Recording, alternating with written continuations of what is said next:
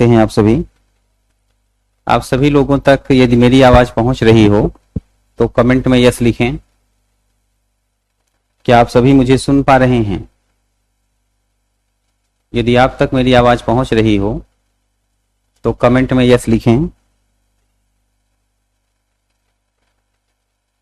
ठीक है, तो आप लोगों तक मेरी आवाज पहुंच रही है।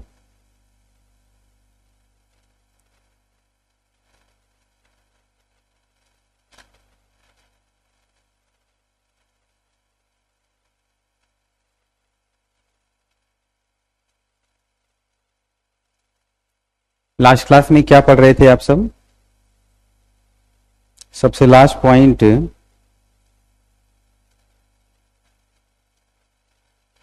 आप लोग क्या पढ़ रहे थे? थोड़ा सा टेक्निकल इशू था बेटा, इसलिए क्लास स्टार्ट नहीं हो पा रही थी।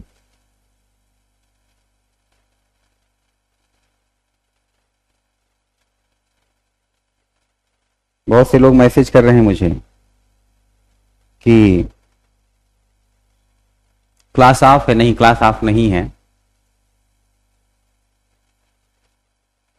हाँ, लास्ट क्लास बीच में ही रुक गई थी और उस समय भी कुछ टेक्निकल इशू ही था।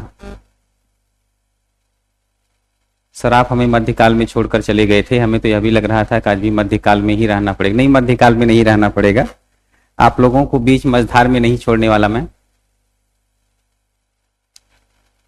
हाँ, दक्षिण भारत कराना था, तो उत्तर भारत की बात मैं कर रहा था कि उत्तर भारत में क्या स्थिति थी।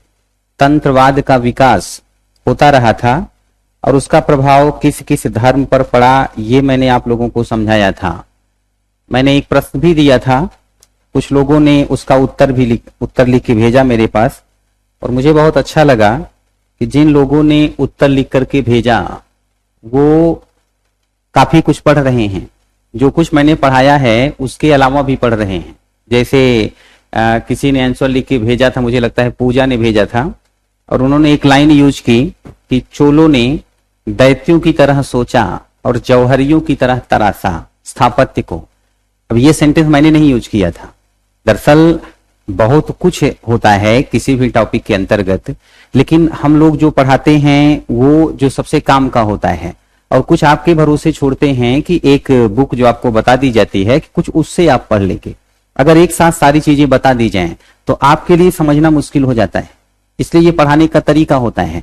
तो लेक्चर, क्लास नोट्स और स्टडी मटेरियल, ये तीन सोर्स होते हैं आप लोगों के पढ़ने के, यहां से पढ़ना चाहिए। तो ऐसे में मैंने कहा था कि नितिन सिंघानिया की बुक आप लोग पढ़िए, तो उसमें से कुछ पता चल जाएगा, बाकी सब कुछ मैं बता दे रहा हूं, तो आपका काम चल जाएगा, है ना। और ये सबको करना है, आप लोग कर रहे हैं, बड़ी खुशी हुई मुझे। तो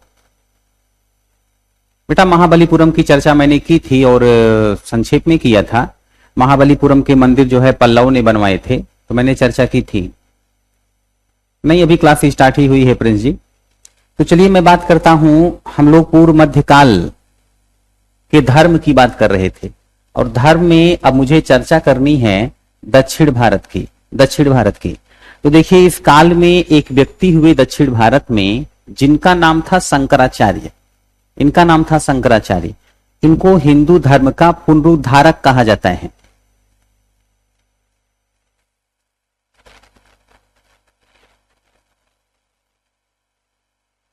इनको हिंदू धर्म का पुनरुद्धारक कहा जाता है। दरअसल क्या है कि मैंने आप लोगों को वेद समझाया था कि 4 वेद होते हैं, और वेद के बाद वेदों पर आधारित ब्राह्मण ग्रंथ लिखे गए थे, फिर वेदों पर ही आधारित आरण्यक ग्रंथ लिखे गए थे, और वेदों पर आधारित उपनिषद लिखे गए। तो बच्चों, उपनिषद जो है वो वेदों के अंतिम भाग कहे जाते हैं, इसीलिए उपनिषदों को वेदांत कहा जाता है। उपनिषदों को वेदांत कहा जाता है, वेदांत। तो शंकराचार्य ने वेदांत चिंतन को बढ़ावा दिया।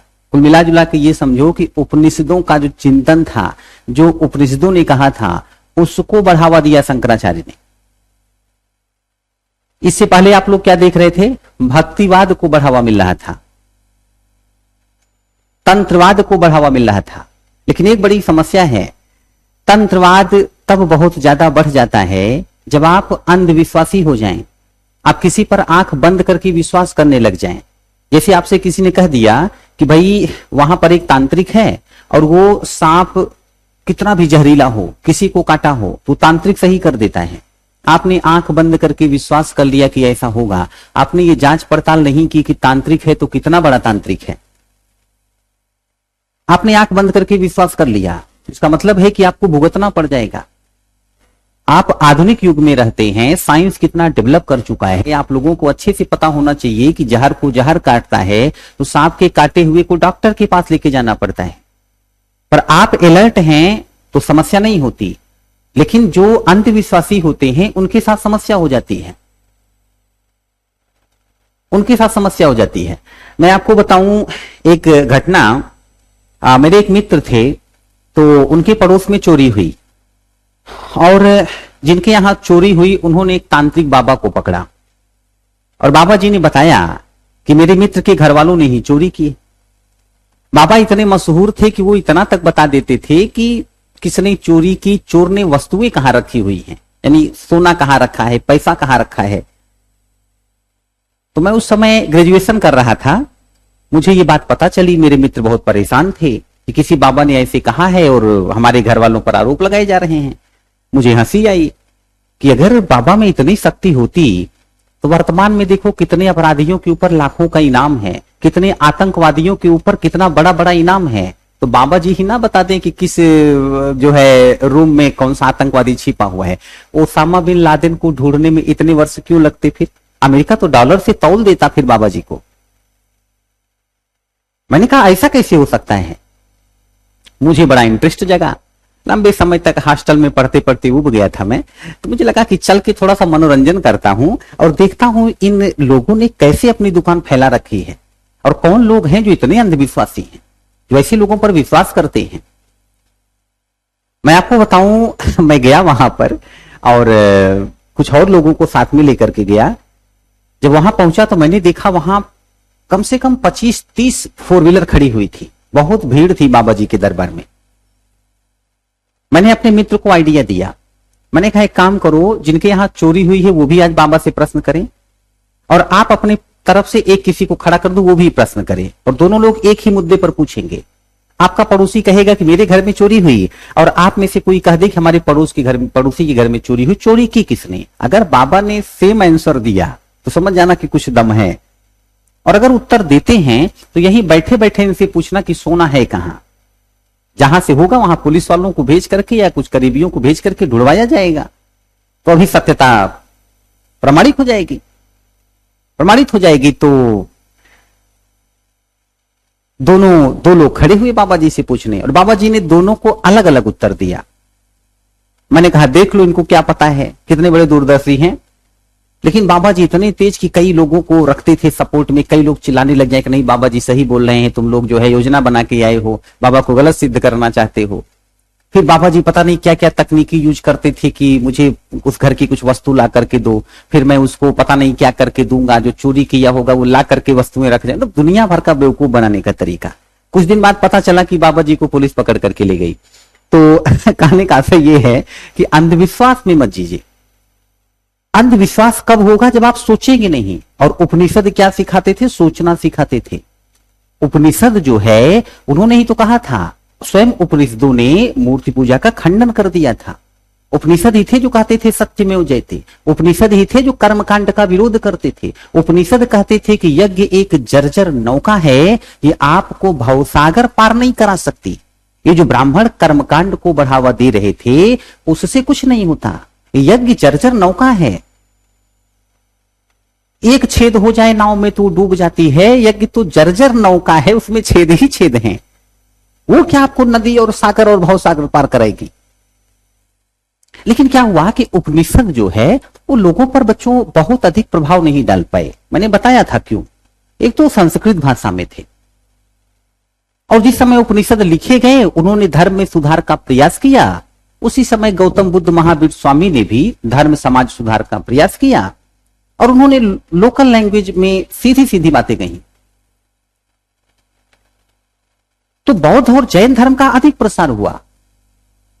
मैं आपको बताऊं, ये जो शंकराचार्य हैं, इन्होंने बच्चों वेदांत चिंतन को बढ़ावा दे दिया, वेदांत चिंतन को बढ़ावा दे दिया। और ये इतने विद्वान व्यक्ति थे, इन्होंने ढूंढ ढूंढ करके बौद्ध विद्वानों और जैन विद्वानों को डिस्कशन करके पराजित करना शुरू किया, उनको निरुत्तर कर देते थे। एक कोई विद्वान थे, उनके घर गए ये डिस्कस करने, तो वो भी हार रहे थे। उनकी पत्नी बड़ी होशियार थी, उन्हें पता था कि शंकराचार्य जो है ये शादीशुदा नहीं है।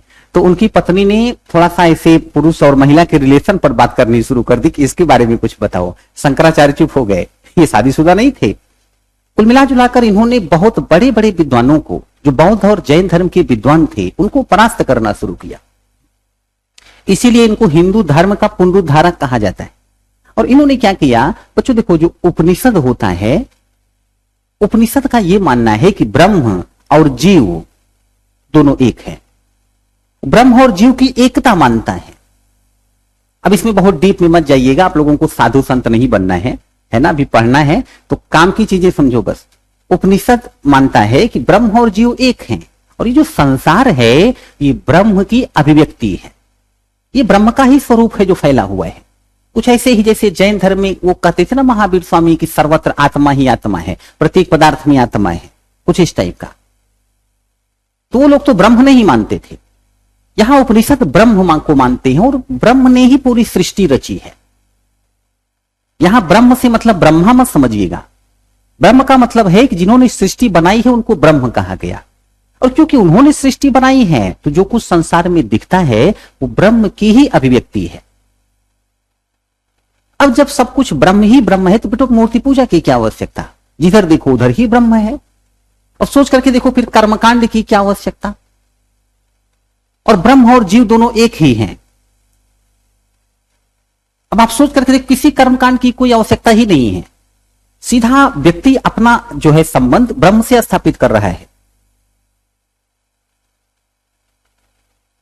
लेकिन शंकराचार्य ने देखा कि उपनिषद लोगों पर बहुत अधिक प्रभाव नहीं छोड़ पाए, उपनिषदों का जो चिंतन था वो लोगों पर बहुत अधिक प्रभाव नहीं छोड़ पाया। इसीलिए शंकराचार्य ने यह बात मानी कि ब्रह्म और जीव जो है वो दोनों एक हैं, लेकिन उन्होंने इसमें थोड़ा अंतर कर दिया, उपनिषद चिंतन में थोड़ा अंतर कर दिया। उन्होंने ये कहा, क्लास रुक रही है,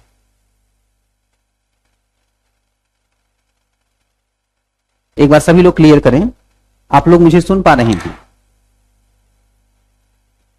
क्या आप सभी मुझे सुन पा रहे हैं?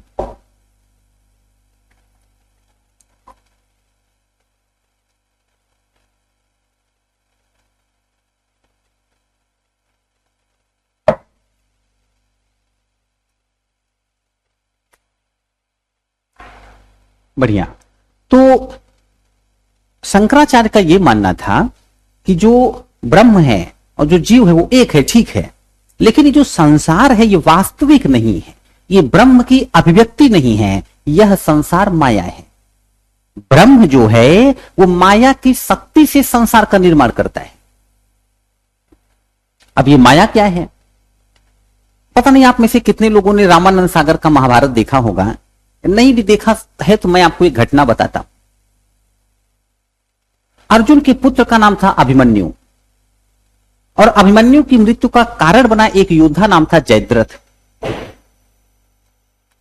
अब अर्जुन को जब पता चला कि जयद्रथ मेरे प्रिय पुत्र की मृत्यु का कारण था, तो अर्जुन ने सौगंध खा लिया कि यदि मैं कल सूर्यास्त तक वध नहीं करूंगा जयद्रथ का तो आत्मदाह कर लूंगा, अग्नि में जलकर मर जाऊंगा।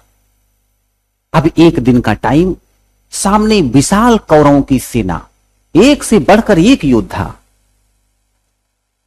अर्जुन ने अपना सर्वोत्तम दिया, बहुत तेजी से आक्रमण किया, दुश्मनों को मारते पीटते आगे बढ़ते चले गए। वो जयद्रथ के करीब पहुंचना चाहते थे, लेकिन पहुंचने से पहले ही ऐसा प्रतीत हुआ कि अब सूर्यास्त हो जाएगा और ये पहुंच नहीं पाएंगे। पर उनके साथ जो उनके मित्र बैठे थे वो परब्रह्म कहे गए हैं, वो ईश्वर कहे गए हैं, वासुदेव श्री कृष्ण, और उन्होंने माया से विश्व को ऐसा दिखाया कि कि जैसे सूर्यास्त हो गया, हुआ नहीं पर लग रहा था कि सूर्यास्त हो गया। दुश्मन खुश हो गए, जयद्रथ खुश हो गया कि सूर्यास्त हो गया, अब अर्जुन अग्नि में जलकर मर जाएगा। और जयद्रथ खुश होकर के ये देखने आ गया कि अर्जुन मरेगा कैसे। तब तक भगवान कृष्ण ने अपनी माया हटाई, फिर से सूर्य दिखाई पड़ने लग गया और उन्होंने कह दिया कि देखो अर्जुन, ये रहा सूर्य, ये रहा जयद्रथ, उठाओ और मारो। अर्जुन ने अपना काम कर दिया। अब ये जो माया है उसने ऐसा दिखाया कि सूर्यास्त हो गया। ये जो दिख रहा है ये कुछ भी वास्तविक नहीं है, सब माया है। जैसे कल किसी ने कहा था कि सर हमारे यहां कोई जादूगर आया था तो उसने एक शरीर के 2 पार्ट करके दिखा दिए, ये कैसे संभव है? ये सब वास्तविक नहीं होता पर ऐसा प्रतीत होने लगता है, यही माया है। अब ये मत सोचना कि जादू ही माया है ये जादू वाला मामला तंत्रवाद से जुड़ा हुआ है। हाँ देखो, वासु ने लिखा हुआ था, उसका शीश काटकर उसके पिता की गोद में डाल दिया। तो कहने का आशय यह है कि जादू को माया से मत जोड़ना। तो जादू वाला मामला तंत्रवाद से जुड़ा रहने दो। माया से संसार की सृष्टि करते हैं ईश्वर। माया हट जाए तो सब व्यर्थ है, मतलब कुछ वास्तविक है ही नहीं, सब भ्रम है। बस ये समझ लो कि जैसे आप स्वप्न देख रहे हो, ये स्वप्न में ही आप यूपीएससी की तैयारी कर रहे हो, फिर आप लोग यूपीएससी में सिलेक्ट भी हो जाओगे और फिर बढ़िया पूरा जो है भौकाल होगा आपका, आपके पास पावर होगी, फिर एक दिन ये स्वप्न टूट जाएगा और आप कहीं और चले जाओगे। कुल मिला जुला करके जो जीवन है इसमें जो कुछ आप देखते हो ये वास्तविक नहीं, ये माया है। अब ऐसा शंकराचार्य बता रहे हैं। दरअसल एक बात और समझो, शंकराचार्य जानते थे बच्चों कि उपनिषद ज्ञान की बातें करते और ज्ञान की बातें विद्वानों को प्रभावित करती हैं, जन सामान्य को नहीं। ज्ञान की बातें विद्वानों को प्रभावित करती हैं, जन सामान्य को नहीं। जो बड़े बड़े साधु संत विद्वान होते हैं ना, वो कुछ समझदार लोगों को समझा देते हैं, विद्वानों को समझा देते हैं, पर सबको नहीं समझा सकते। आज भी ग्रामीण क्षेत्र में आप जाइए तो वहां कई ऐसे महापुरुष टहलते हैं जो जाएंगे, घर पे देखेंगे कि महिला अकेली है, पति गया हुआ है काम पे, घर वाले भी बाहर हैं। वो महिला को बताएंगे कि यदि आपके पति आप पर बहुत नाराज रहते हैं, बेटा जो है तैयारी कर रहा है कंपटीशन की और या कहीं नौकरी पाने की और सफलता नहीं मिल रही है, तो मेरे पास बहुत शक्ति है, मैं आप 501 रुपए दक्षिणा दो तो कहीं जाकर के विशेष स्थान पर कथा पूजा करूंगा और परिवार में सुख शांति आ जाएगी। और बहुत सी महिलाएं पैसा दे देती हैं, होता कुछ नहीं, अलग बात है। और वो ऐसे बताते हैं जिससे सुनकर के लोग डर जाएं। मैं 12वीं में पढ़ा करता था, एक बाबा जी आए ऐसे, मेरी माता जी ने पूछा उनसे कि बताओ ये मेरा बेटा कितना पढ़ेगा, पढ़ने बड़ा होनहार है, ज्यादा पढ़ पाएगा कि नहीं। बाबा जी ने कहा ये 12वीं के बाद नहीं पढ़ेगा। मैं तब भी मन ही मन मुस्कुरा रहा था कि ये मेरा भविष्य क्या जाने, इनको अपना भविष्य नहीं पता होगा। मुझे याद आ रहा है वो लगे रहो मुन्ना भाई किस मूवी की सीन थी, वो पंडित जी बताते थे क्या होगा, वो क्या नाम था, सर्किट। सर्किट ने पूछ लिया कितना जियोगे, अपनी कुंडली देखी है, उन्होंने कहा 100 साल, कितने साल जीऊंगा। सर्किट ने कहा लाओ पिस्टल सटाओ कनपट्टी पहन के, अभी गोली मारता हूं। पंडित जी की हालत खराब।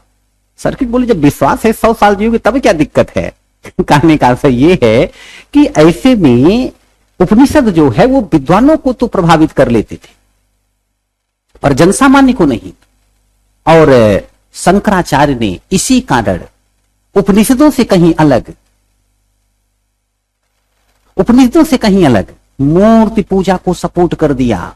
मूर्ति पूजा को शंकराचार्य ने यह कहा बच्चों कि ब्रह्म जो है, ब्रह्म वो सृष्टिकर्ता के रूप में ब्रह्मा है,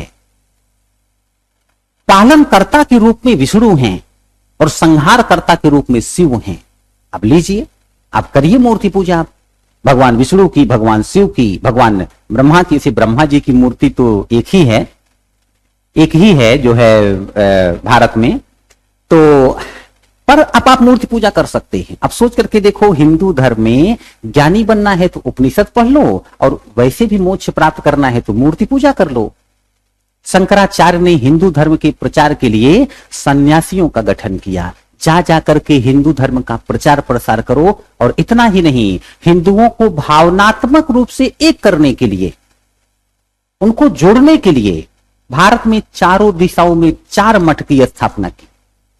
आप लोगों ने सुना होगा कि 4 धाम, 4 धाम।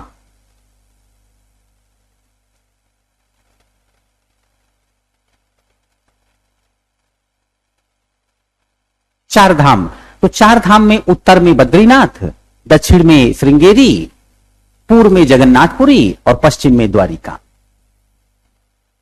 4 धाम की स्थापना की। अब सोच करके देखो, उत्तर भारत, दक्षिण भारत, पश्चिम भारत, पूर्व भारत के लोग आपस में जुड़े रहेंगे, चारों धाम की यात्रा करते हैं लोग। तो हिंदू जो है ये उत्तर दक्षिण कहीं के हों, पूर्व पश्चिम कहीं के हों, भावनात्मक रूप से एक हो जाएंगे। और अभी देखो ऐसा ही है, वर्तमान में ऐसा ही है। तो शंकराचार्य जो है ये हिंदू धर्म के पुनरुद्धारक कहे जाते हैं। अच्छा, थोड़े समय बाद दक्षिण भारत में ही एक और विद्वान हुए जिनका नाम रामानुज है, रामानुजम या रामानुजाचार्य, रामानुजाचार्य कहे जाते हैं ये। और इन्होंने तो और बेहतर कार्य किया। शंकराचार्य ने चाहे जितनी बातें कर ली, लेकिन भक्तिवाद की जो संकल्पना थी, जो भक्तिवाद था, उसके अनुकूल शंकराचार्य की बातें नहीं थी। शंकराचार्य बच्चों अद्वैत चिंतन की बात करते थे। अद्वैत मतलब, अद्वैत का मतलब यह होता है, मतलब अद्वैत, दो ना हो, एक हो, वही ब्रह्म और जीव एक है। तो यहां पर क्या है कि रामानुजाचार्य जो है, इन्होंने शंकराचार्य का जो वेदांत चिंतन था, जो अद्वैतवाद था और भक्तिवाद के बीच सेतु का कार्य किया। इन्होंने भक्तिवाद और शंकराचार्य के चिंतन के बीच सेतु का कार्य किया, एक पुल का। इनका यह मानना था कि ठीक है, आप विद्वान हैं, जानकार हैं, ब्रह्म को जानने का प्रयास करिए तो आपको मुक्ति मिल जाएगी।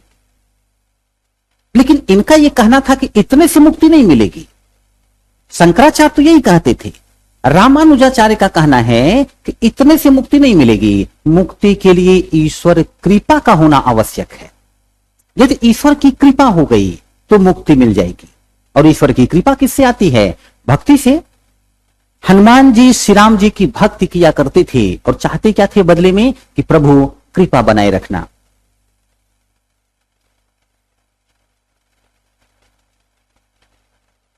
सिर्फ कृपा बनाए रखना।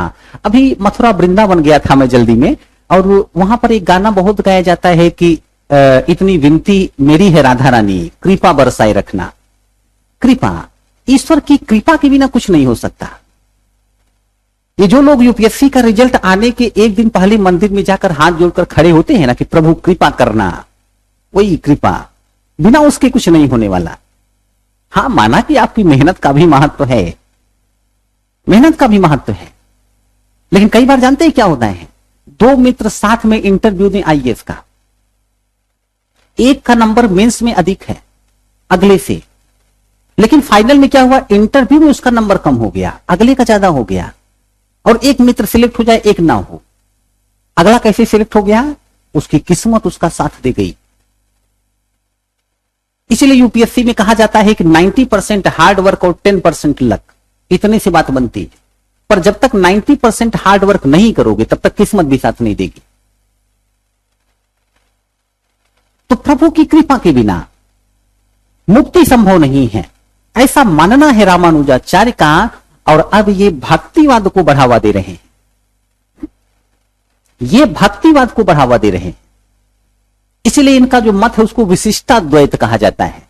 थोड़ा सा और इन्होंने उसमें विशिष्ट बातें मिला थी, तो विशिष्टाद्वैत कहा जाता है।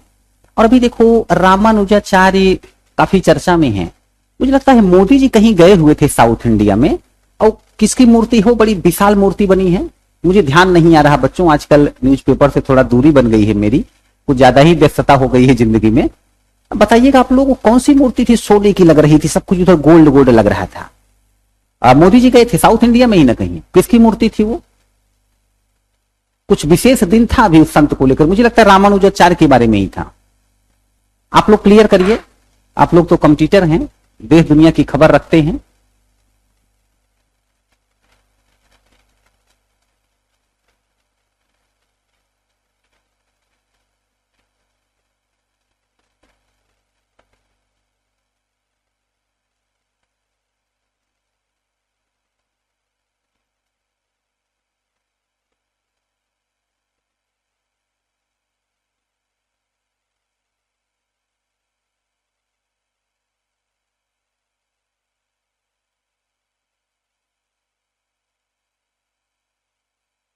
स्टैचू ऑफ इक्वलिटी, वहां पर किसकी मूर्ति है,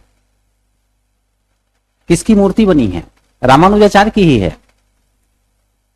मुझे 100% नहीं याद आ रहा है, ईमानदारी से बताऊं, पर मुझे लग रहा 90% रामानुजाचार्य की ही मूर्ति है।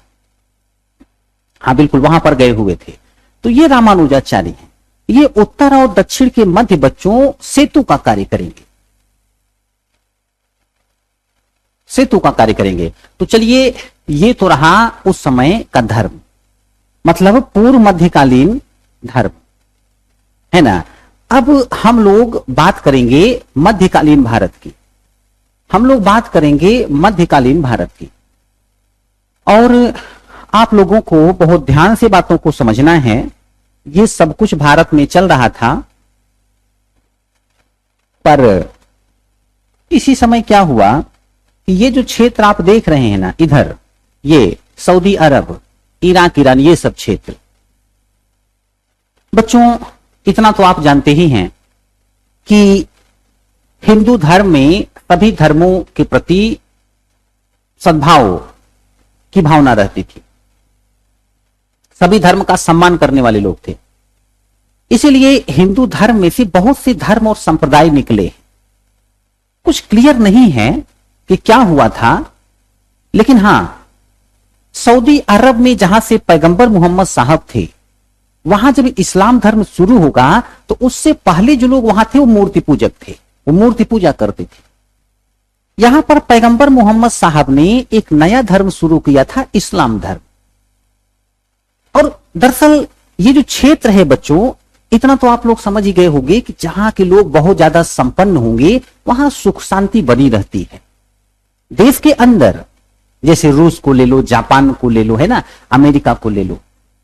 और जहां थोड़ा सा अभाव होगा वहां लूट मार, क्राइम, ये बढ़ता चला जाता है, चाहे वो देश हो या क्षेत्र हो।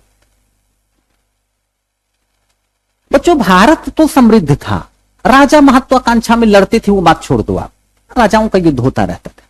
लेकिन एक क्षेत्र के लोग दूसरे क्षेत्र वालों को मारे, एक कबीले के लोग दूसरे कबीले वालों को मारे, लूटें, ये तब होता है जब अभाव होता है। यहां पर क्या है कि एक कबीला दूसरे कबीले वालों को लूटता था, लूट मार करने वाले लोग बहुत ज्यादा थे, और इन लोगों को एक करना कठिन कार्य था, क्योंकि जो लूट मार करने वाले हैं बच्चों, बहुत ज्ञान की बात तक नहीं समझेंगे। जन सामान्य जो होता है वो बहुत ज्ञान की बात नहीं समझेगा। अभी मैंने शंकराचार्य के बारे में बताते हुए बोला था।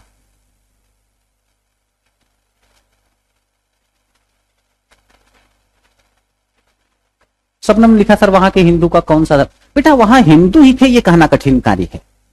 दरअसल आप लोग तो काफी कुछ पढ़ चुके हैं, अब आइडिया लगाइए कि जब हिंदू धर्म का विस्तार होने लगा ना, तो अलग अलग जो जनजातियां रहती थी जंगल में उनको भी शामिल कर लिया गया, जो कबीले थे उनको भी शामिल कर लिया गया। और जो जनजातियां थी, कबीले थे, वो भी मूर्ति पूजा करते थे, प्रतीकों की पूजा करते थे। तो बात सिंपल है, वहां पर मूर्ति पूजक थे, पर हिंदू धर्म का ही प्रसार था ये कहना कठिन है। क्योंकि वैसे तो जैसे कुछ लोगों का ये मानना है कि हिंदू धर्म विश्व में फैला हुआ था, सबसे पुराना धर्म है, उसके बाद ही एक करके अलग अलग धर्म आते गए और धर्म का प्रचार प्रसार होता गया।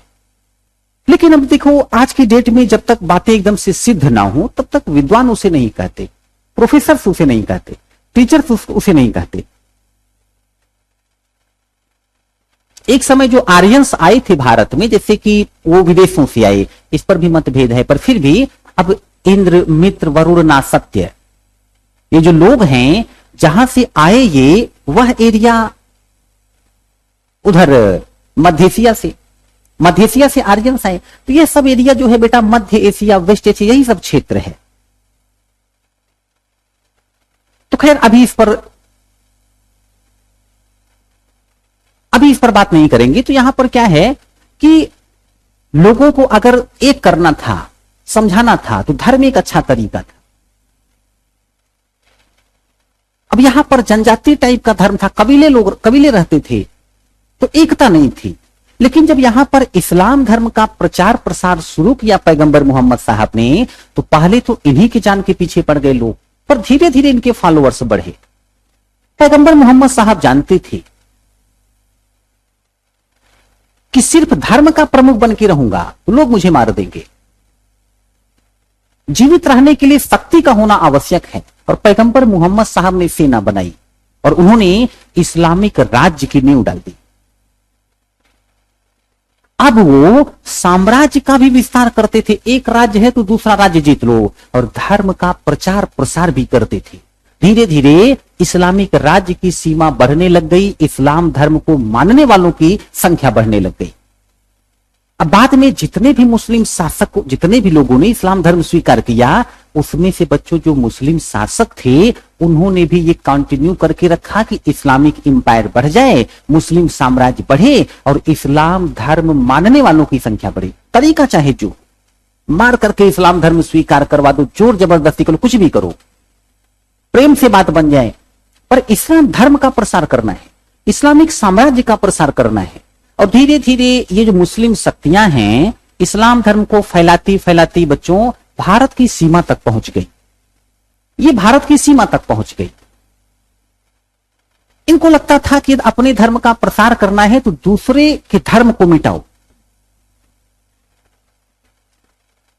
जो अपने धर्म में आ जाता है उसको तो ठीक है छोड़ दो, वरना मारो, कुछ ना कुछ ऐसा करो। यहां तक कि जब इन्होंने हिंदुस्तान में प्रवेश किया बच्चों, हिंदुस्तान में, तो हिंदुस्तान में इन्होंने घुस घुस करके मंदिर तोड़ने शुरू किए। अब मंदिर, मूर्ति पूजा, ज्यादातर हिंदू तो इसी से जुड़े हुए थे। अब जैसे महमूद गजनवी भारत आया, 17 बार भारत में घुसा वो, यहां मथुरा के आसपास के जितने मंदिर थे खूब तोड़े गए। गुजरात में सोमनाथ मंदिर था, उसको तोड़ा गया। अभी मैं गया था वृंदावन, वहां पर जहां बलराम जी का जन्म हुआ था, 84 खंभा मंदिर, तो वहां के जो पुजारी थे वो दिखा रहे थे कि औरंगजेब के समय पर यहां मंदिर में तोड़फोड़ की गई, तो टूटा हुआ मंदिर आज भी है, मतलब जो तोड़फोड़ की गई है उसके साक्ष्य हैं। खैर औरंगजेब ने तो काशी विश्वनाथ तक के मंदिरों को तोड़वाया था। बहरहाल अभी ये स्टार्टिंग आपको बता रहा हूं कि अब यहां से अटैक होने लग गया भारत में और भारत के मंदिर तोड़े जाने लग गए। धीरे धीरे क्या है कि जो मुस्लिम शासक थे वो भारत में लूटपाट करने में, भारत का क्षेत्र कब्जा करने में सफल होते चले गए। कारण ये था कि अब ना तो विशाल मौर्य साम्राज्य था, ना विशाल गुप्त साम्राज्य था, ना तो हर्षवर्धन जैसा कोई शासक था। यह काल राजपूतों का काल था और राजपूत एक दूसरे से ही लड़ते रहते थे। कारण उसका जो भी हो, छोटी छोटी बात पर लड़ाई हो जाती थी। एक तो भारत के जो राजपूत हैं वो वचन के बड़े पक्के होते थे। अगर उन्होंने ये सौगंध ले ली कि मैं तुमको मारूंगा, तुमको जन्म पे जन्म लेना पड़े लेकिन मारेंगे। एक कहानी बताई जाती है कि बनारस की राजकुमारियां थीं और महाभारत के एक पात्र जो है भीष्म पितामह, वो 3 राजकुमारियों का अपहरण कर लाए थे कौरव राजकुमारों से शादी करवाने के लिए। उसमें एक राजकुमारी की शादी नहीं हो पाई और राजकुमारी किसी से प्रेम करती थी। जब यहां से लौट करके गई तो जिससे प्रेम करती थी उसने भी ना कर दिया कि आप गई थी, कहां गई थी, कैसे गई थी, शादी हुई नहीं, हमको क्या पता, हमें विश्वास नहीं है आप पर, मैं शादी नहीं करूंगा। राजकुमारी लौट करके आई, उन्होंने भीष्म पितामह को बोला कि आप अपहरण करके लाए हो तो अब हमारे जीवन का निर्णय आप ही करो, क्या करें हम। भीष्म पितामह कुछ बोल ही नहीं पाए, उन्होंने तो आजीवन ब्रह्मचारी रहने का प्रण लिया हुआ था। भीष्म प्रतिज्ञा, वो भी एक क्षत्रिय की ही प्रतिज्ञा थी कभी की। उस लड़की ने, राजकुमारी ने सौगंध ले ली कि जन्म पर जन्म लेना पड़े पर मैं आपकी हत्या का कारण बनूंगी। मतलब छोटी छोटी बात पर क्रोधित हो जाना, वचन लेना, वचन देना और उसके पालन के लिए जीवन त्याग देना, ये क्षत्रियों के ब्लड में था। लोग उदाहरण भी देते थे कि राजा दशरथ जी का क्षत्रिय शासक थे कि रघुकुल रीति सदा चलियाई, प्राण जाए पर वचन न जाई। ये अब देखो, मैं यहां पे आपको बच्चों कहानी नहीं बता रहा, मैं बताना चाहता हूं कि भारत के लोगों के विचार में यही था, क्षत्रियों के विचार में यही था। एक शासक थे पृथ्वीराज चौहान, एक राजकुमारी से प्रेम करते थे, नाम था संयोगिता। दोनों एक दूसरे से शादी करना चाहते, पर बीच में संयोगिता के पिता जयचंद अमरीशपुरी बने हुए थे, उनको रिश्ता नहीं पसंद था। पता नहीं ऐसा क्यों होता है, कई बार इतना होनहार होनहार लड़कों को लड़की के पिता रिजेक्ट कर देते हैं कि वैसा लड़का अगर वो दीपक लेके ढूंढे तब भी नहीं मिलेगा।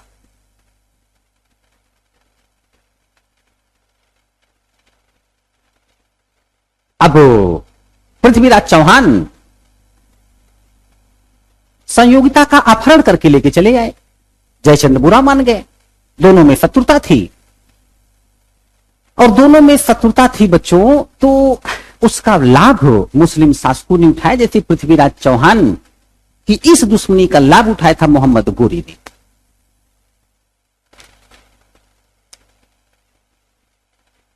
धीरे धीरे ये जो भारत के शासक आपस में ही लड़ रहे थे, इसका लाभ मुस्लिम शासकों ने उठाया और उन्होंने भारत पर कंट्रोल करना शुरू कर दिया।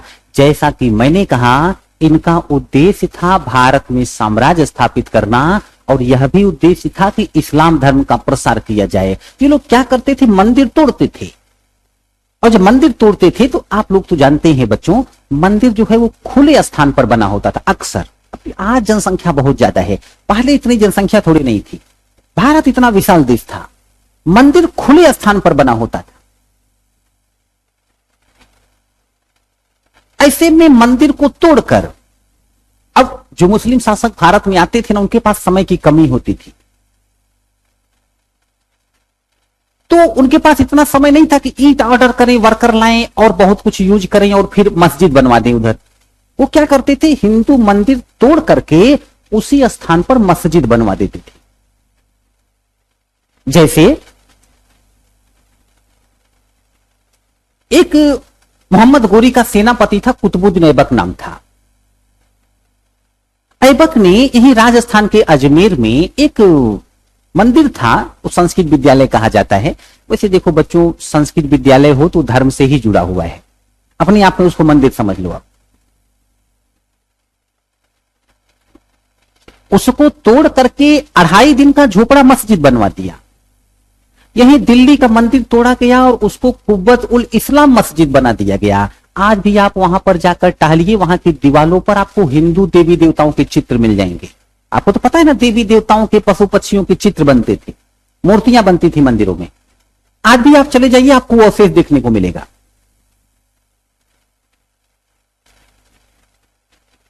तो ये आरंभिक अवस्था है। जब मुस्लिम शासक आए, उन्होंने भारत के मंदिर तोड़े और उसी मटेरियल से इन्होंने क्या किया कि मस्जिद बना दिया। अब बन गई 2.5 दिन का झोपड़ा मस्जिद, कुव्वत उल इस्लाम मस्जिद। अच्छा, धीरे धीरे क्या हुआ कि मुस्लिम शासकों ने भारत पर कंट्रोल कर लिया, और जब कंट्रोल किया तो जैसे राजा कहते थे ये हमारा राज्य है। साम्राज्य के जो शासक होते थे, सम्राट, वो कहते थे ये हमारा साम्राज्य है। पर मुस्लिम शासकों की भाषा, मुस्लिम शासकों की शैली, मुस्लिम शासकों का तरीका बहुत कुछ अलग था। तो जब मुस्लिम शासकों ने भारत पर कंट्रोल किया तो वो कहते थे हमारी सल्तनत है, ये हमारी सल्तनत है। 2.5 दिन का झोपड़ा मस्जिद है बेटा, वो वहां 2.5 दिन का मेला लगता था, इसीलिए 2.5 दिन का मेला लगता था। तो यहां पर बात को समझिए आप लोग। तो अब जो है ये सल्तनत काल कहा जाता है। मुस्लिम शासक भारत में जिस क्षेत्र पर शासन करेंगे वो उनकी सल्तनत होगी। इसे सल्तनत काल कहा जाता है, सल्तनत काल कहा जाता है। इसका समय है 1206 से लेकर के 1526 ईस्वी तक, 1526 ईस्वी तक, जब तक बाबर नहीं आ जाएगा। और बाबर के आने के बाद शुरू होगा मुगल काल। वैसे तो 1857 तक मुगल काल होना चाहिए, लेकिन 1707 ईस्वी तक ही माना जाता है। 1526 से 1707 ईस्वी तक है मुगल काल। ये जो समय है, इसमें भारत के ज्यादातर क्षेत्र में मुस्लिम शासक शासन करेंगे। आप लोग अच्छी तरह से जानते हैं कि भारत के जो हिंदू थे बच्चों, वो बहुत अच्छे गुरु भी थे और बहुत अच्छे शिष्य भी। इन्होंने दुनिया को सिखाया भी, और दुनिया से कुछ अच्छा सीखने को मिला तो सीखा भी। यही कारण है, विश्व में किसी भी संस्कृति के लोग भारत में आ जाएं, वो कुछ न कुछ भारतीयों से सीखते थे और कुछ न कुछ भारतीय उनसे सीखते थे। यही कारण है कि अब भारत में मिश्रित शैली का विकास होगा।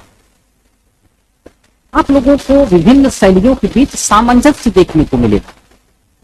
जैसे कि ये जो मुस्लिम शासक हैं, ये जब भारत पहुंचेंगे तो यहाँ पर सहतीरी शैली में स्थापत्य बनाई जाती थी।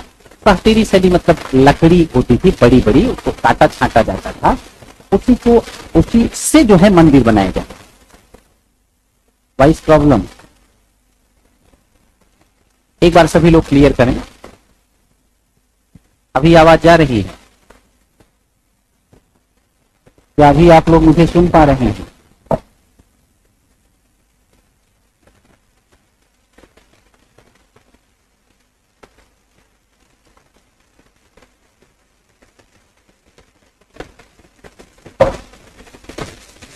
क्या आप लोग मुझे सुन पा रहे हैं?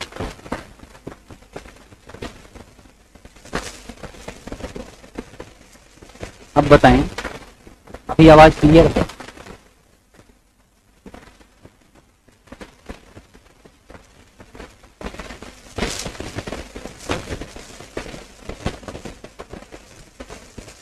बारिश की आवाज आ रही है?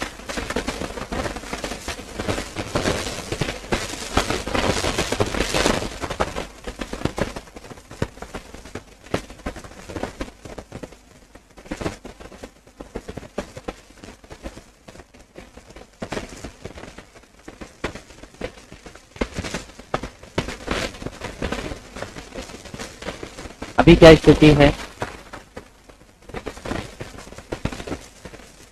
अभी आप लोग सुन पा रहे हैं क्या?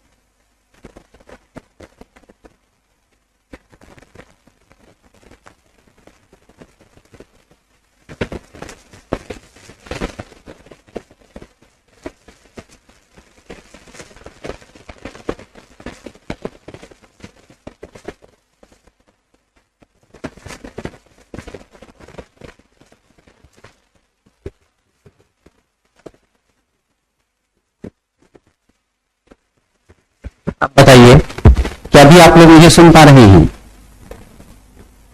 जैसे ब्लैक एंड व्हाइट टीवी में सिग्नल नहीं आते हैं अच्छा, ऐसी समस्या है। अब बताइए, अभी आवाज जा रही है?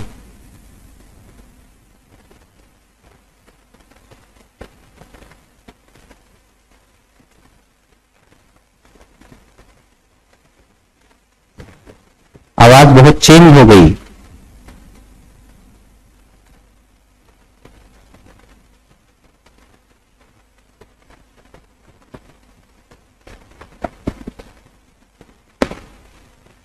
अब बताइए, अभी क्या स्थिति है?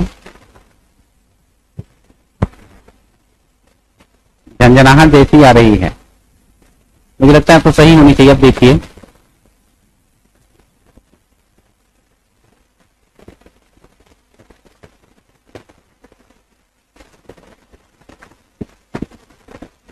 अब थोड़ा ठीक है।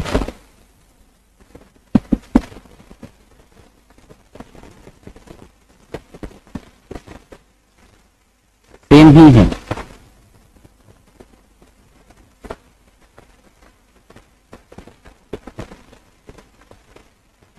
बारिश बंद हो गई बट वॉइस अनक्लियर, थोड़ा सही है।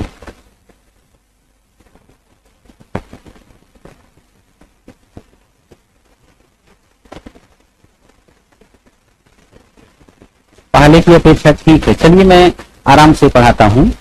तो सहतीरी शैली और एक है मेहराबी शैली। मेहराबी शैली, बेटा ये जो मेहराबी शैली है ना, मेहराबी शैली है ये इस्लामिक शैली है, ये इस्लामिक शैली है और ये भारतीय शैली है। ये भारतीय शैली है और ये जो है इस्लामिक शैली है, इस्लामिक शैली।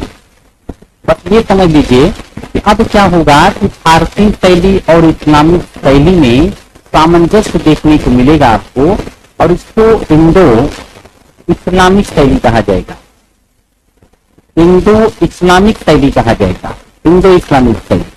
क्या है कि जैसे एक मंदिर बनते थे, जैसे मंदिर बनते थे वो तो आपको पता है,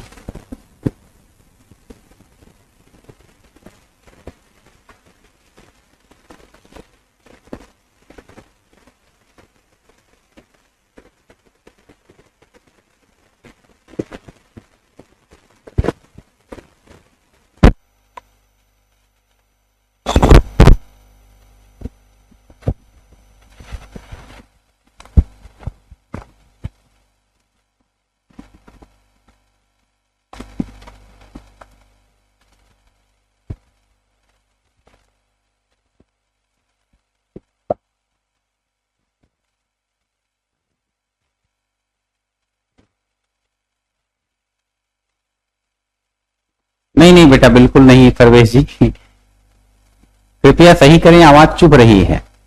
ये तो खैर गलत बात है, आवाज चुभनी नहीं चाहिए, समझ में आनी चाहिए, है ना। तो अब बताएं,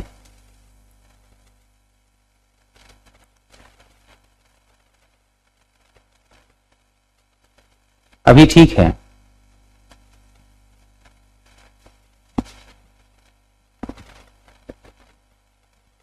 चलिए अब सही है। तो मैंने बीटेक वगैरह तो नहीं किया है, लेकिन भारत के लोग जुगाड़ टेक्नोलॉजी में बहुत आगे हैं, तो कुछ ऐसा ही जुगाड़ मैंने भी किया, तो और लगता है कि मामला जो है वो सही हो गया। तो यहां पर क्या है बेटा कि इंडो इस्लामिक शैली जो है वो आप लोगों को देखने को मिलेगी। अब इंडो इस्लामिक शैली क्या होती है, इंडो इस्लामिक शैली क्या होती है, इसको समझ लीजिए। इंडो इस्लामिक शैली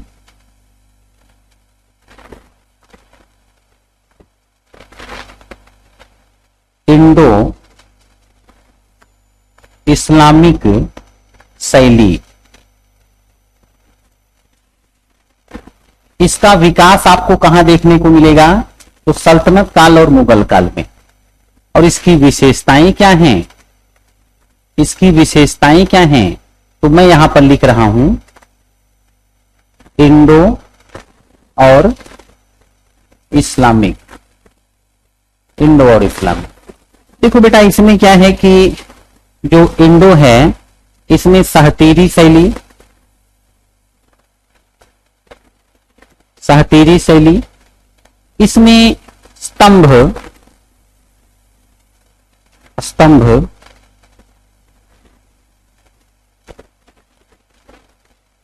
इसके स्तंभ, और इसमें फूल पत्तियां, फूल पत्तियां जो दीवारों पे बनाई जाती थी, ये सब है।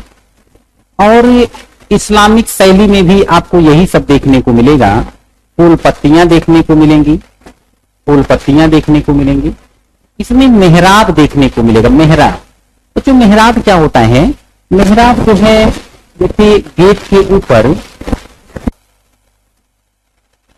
प्रांतीय शैली की बात मैं करूंगा, अभी प्रांतीय शैली की बात नहीं कर रहा। तो मेहराब और गुंबद, मेहराब और गुंबद, इसमें भी आपको फूल पत्तियां देखने को मिलेंगी, ये सब देखने को मिलेगा। बच्चों मेहराब क्या होता है ये थोड़ा सा समझ लो, और गुंबद क्या है देखिए।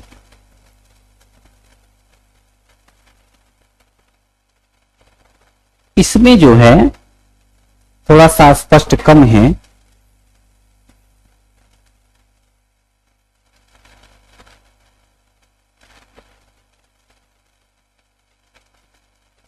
थोड़ा सा स्पष्ट कम है बेटा। जैसे क्या है ना कि अगर गेट बना हो, गेट, जैसे गेट बना है तो गेट के ऊपर जो है कुछ इस तरह की संरचना होती है, ऐसे वो मेहराब होता है। और गुंबद तो आप लोग जानते ही हैं, गुंबद ये है, जैसे ये देखो ये गुंबद है, ये जो है ये गुंबद है। तो क्या होता था, जैसे हिंदू मंदिर है तो मंदिर का यदि शिखर तोड़ दिया जाए और दीवारें रहने दी जाएं, शिखर तोड़ा जाए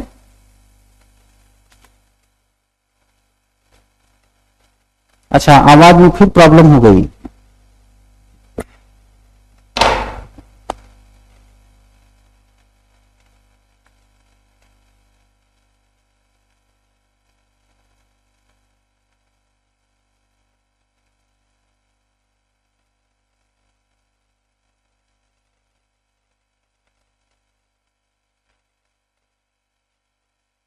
अब बताएं अभी क्या स्थिति है।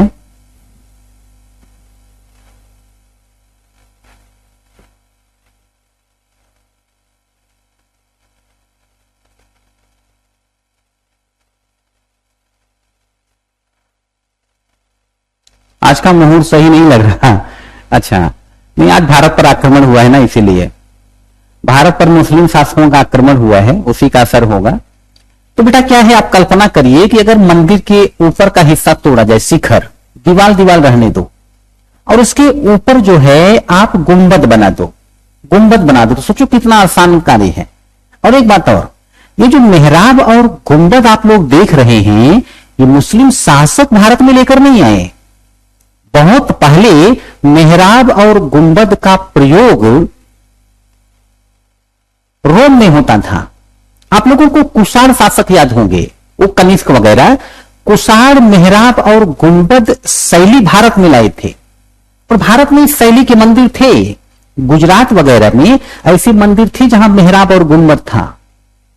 लेकिन इसको लोकप्रिय बनाया है मुस्लिम शासकों ने, इसको लोकप्रिय बनाने का कार्य मुस्लिम शासकों ने किया। अच्छा बच्चों, इसकी भी अपनी विशेषता है। आपको याद होगा हिंदू जो मंदिर बनते थे उसमें छत को बेस देने के लिए बहुत से पिलर बनते थे, स्तंभ।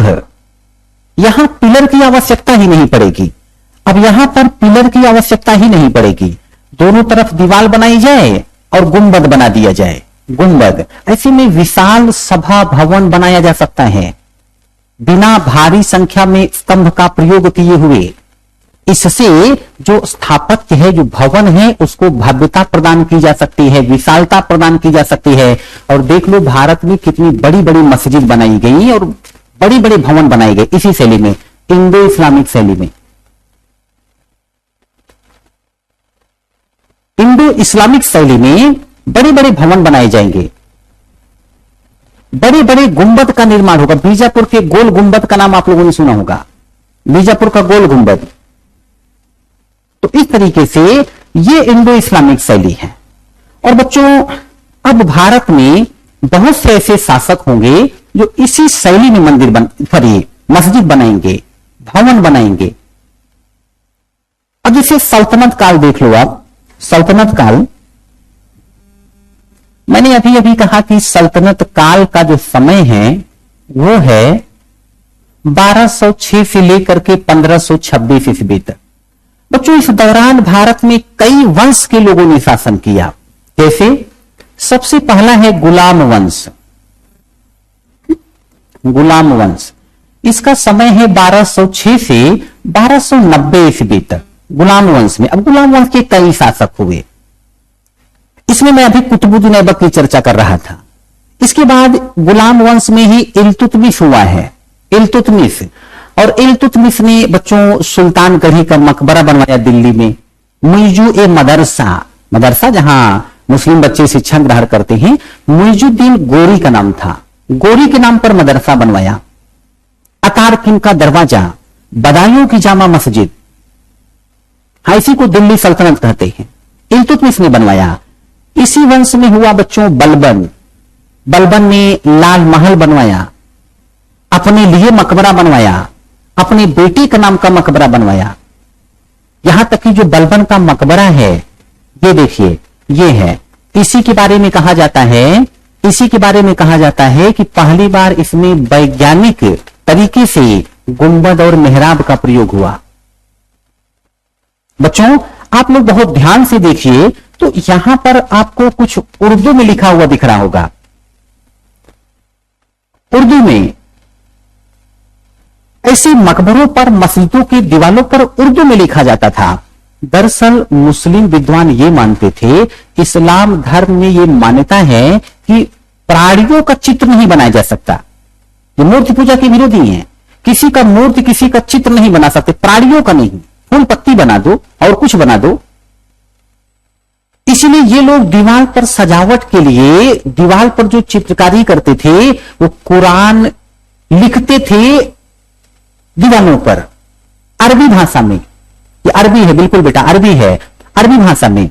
तो इसीलिए ये लोग जिस शैली का प्रयोग करते थे ना, उसे मैं यहां लिख रहा हूं अरबक्स, अरबक्स शैली कहा जाता है।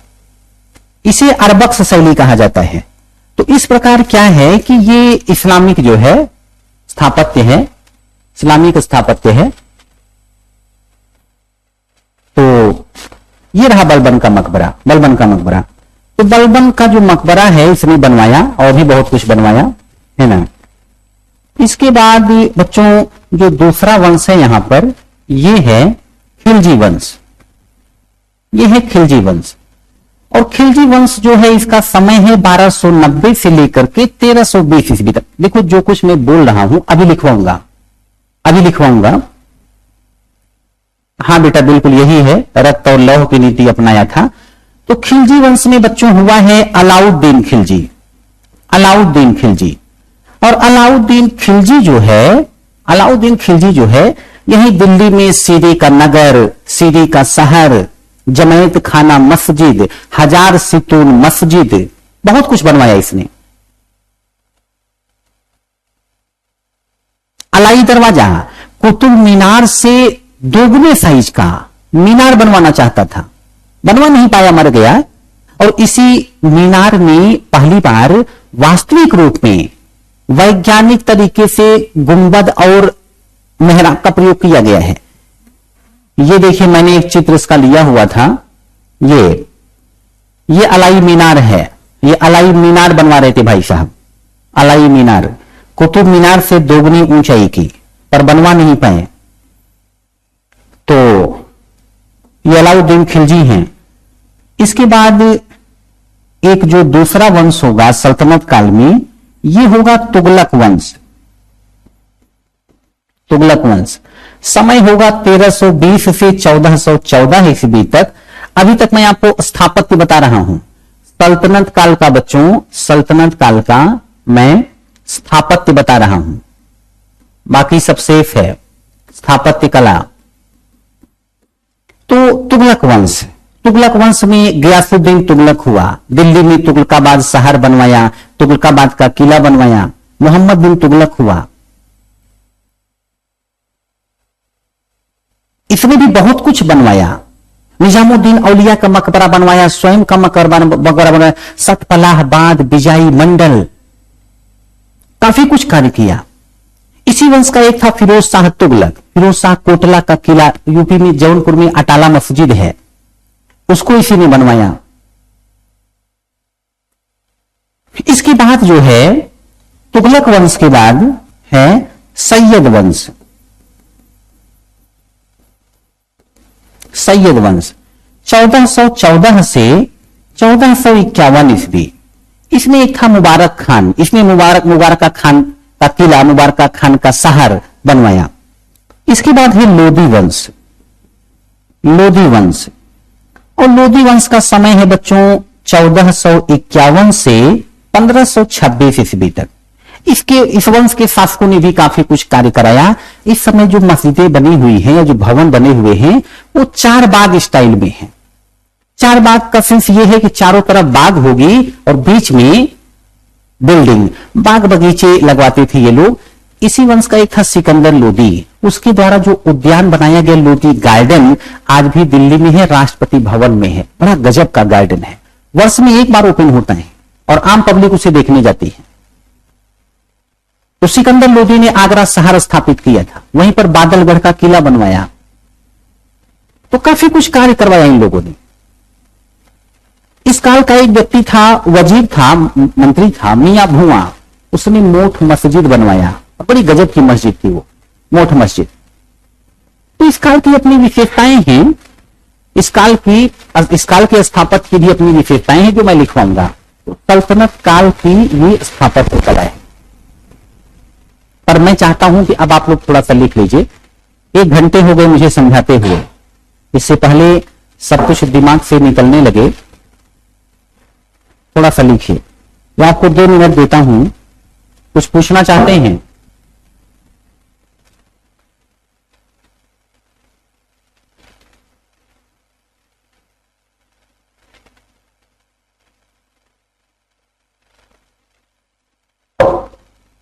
अच्छा, चार बाग शैली से याद आया, मंदिर निर्माण में एक शैली होती थी, पंचायतन शैली। पंचायतन शैली, इसमें क्या होता था, बीच में एक मंदिर होता था और इसके चारों कोने पर 4 मंदिर। ये पंचायतन शैली है। और इस शैली के मंदिर बच्चों खजुराहो में मिले हैं। खजुराहो के जो मंदिर थे उसमें पंचायतन शैली के मंदिर हैं। खजुराहो का मंदिर शैव धर्म से संबंधित है, वैष्णव धर्म से, जैन धर्म से। इसीलिए एक विद्वान कहता है कि धार्मिक सद्भाव को आधार बनाकर बनाया गया है। ये ऊंचे प्रतिष्ठान पर बने हैं, ऊंचे चबूतरे पर। उसके बाद भव्य शिखर है, जालीनुमा खिड़कियां हैं। जो खजुराहो के मंदिर हैं उसकी अपनी विशेषता है।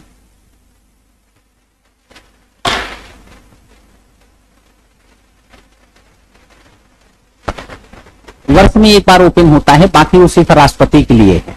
भारत में सबसे ज्यादा अगर कोई सुखी रहता है ना, वो राष्ट्रपति। सबसे ज्यादा अगर किसी को सुविधा मिलती है तो वो है राष्ट्रपति। जिम्मेदारी कम से कम और सुख बहुत ज्यादा।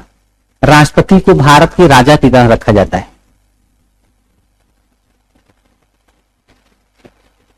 हाँ बिल्कुल बेटा, मॉडल आंसर मैं जरूर लिखवाऊंगा। हाँ बिल्कुल, तब सभी शासकों को पढ़ाऊंगा। खिलजी वंश के सभी शासक, गुलाम वंश के सभी शासक सब पढ़ाऊंगा। बेटा प्रश्न उत्तर मैं कराऊंगा, बहुत से कराऊंगा। बस आप लोग का कार्य ये है कि नोट बार बार रिवाइज करते रहे। जब मैं प्रश्न दूं आप लोगों को तो आप समझ पाए उसका उत्तर कैसे लिखा जाए। और फिर मैं जब लिखवा दूंगा तो आपको एक आइडिया लग जाएगा।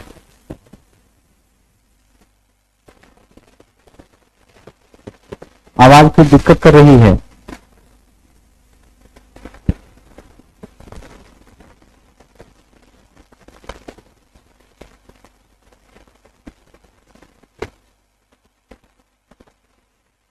बेटा खराज मैं बताऊंगा क्या है। तो टैक्स हुआ करता था, जजिया कर, जकात कर, खराज कर, खुम्स कर, उस कर, हफी सर्व कर।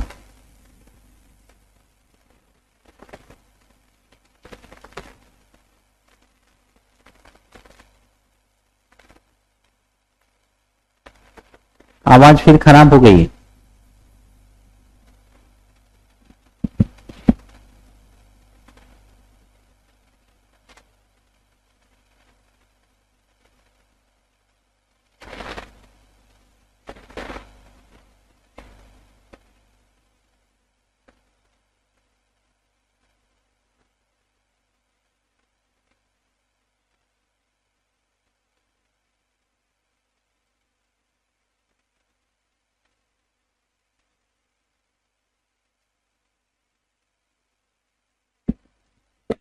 आवाज नहीं जा रही है।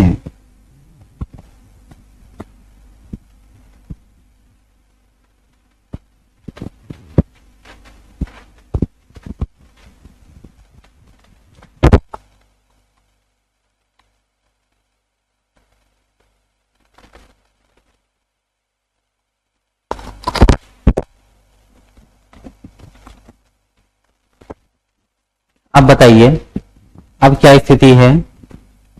हाँ बेटा, बहुत से मॉडल क्वेश्चन दूंगा आपको मैं और उसका आंसर भी कराऊंगा। अब बताइए क्या स्थिति है?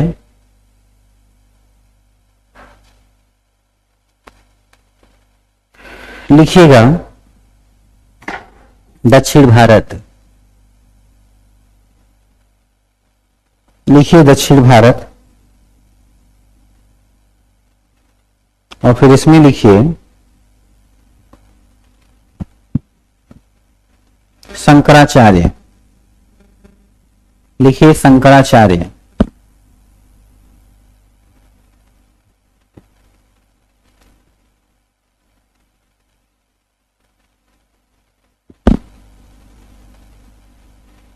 शंकराचार्य को हिंदू धर्म का, शंकराचार्य को हिंदू धर्म का उद्धारक कहा जाता है।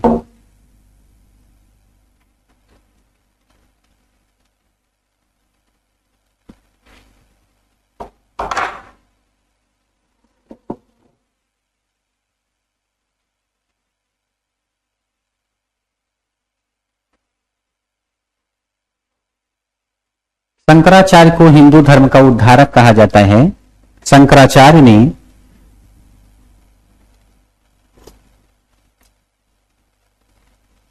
वेदांत चिंतन को बढ़ावा दिया।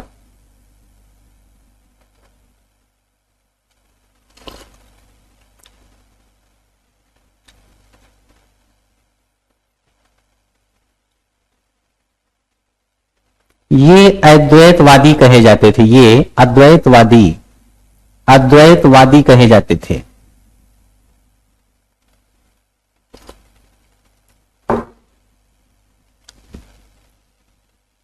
पूर्व मध्यकालीन धर्म लिखवा रहा हूं। ये अद्वैतवादी कहे जाते थे। नेक्स्ट लाइन में लिखिए उपनिषद।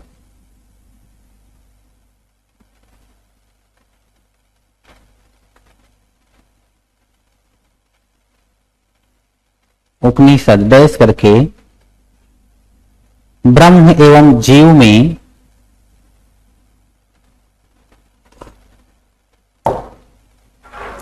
एकता स्थापित करते हैं। अद्वैतवादी ब्रह्म और जीव में एकता स्थापित करते हैं और संसार को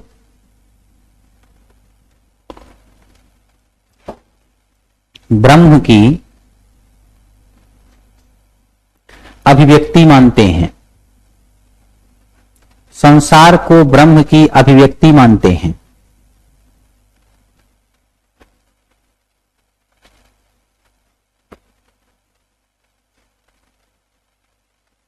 फिर लिखिए शंकराचार्य, लिखिए शंकराचार्य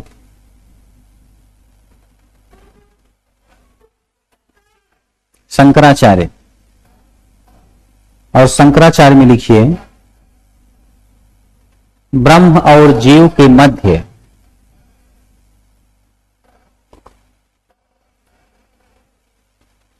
ब्रह्म और जीव के मध्य एकता की बात स्वीकार करते हैं।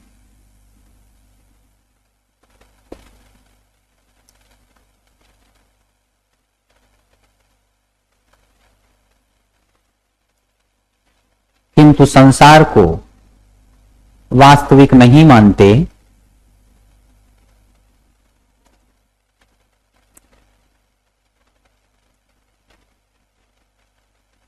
संसार को वास्तविक नहीं मानते। उनके अनुसार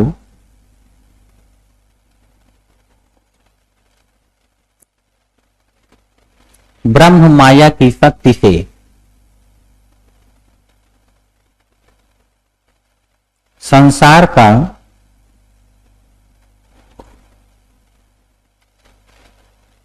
निर्माण करता है।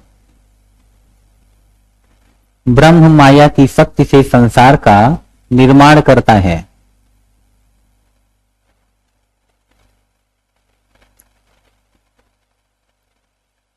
पैराग्राफ चेंज करके लिखिए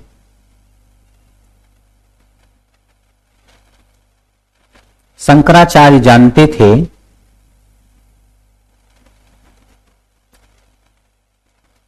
कि बहुत सी विशेषताओं के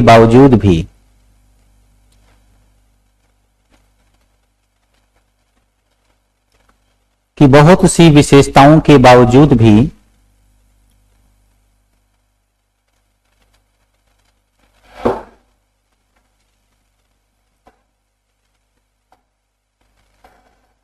उपनिषद चिंतन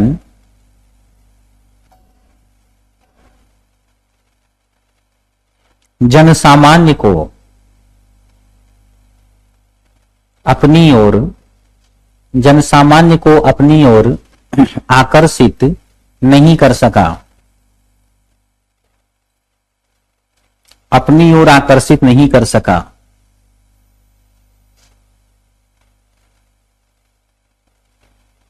उपनिषदों ने मात्र विद्वानों को ही आकर्षित किया था।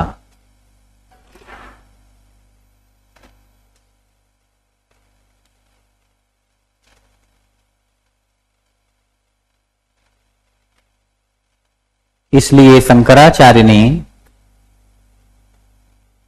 मूर्ति पूजा को प्रोत्साहित किया।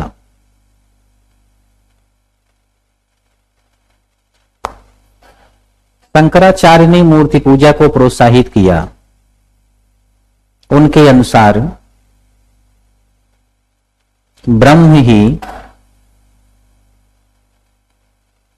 सृष्टिकर्ता के रूप में ब्रह्मा है,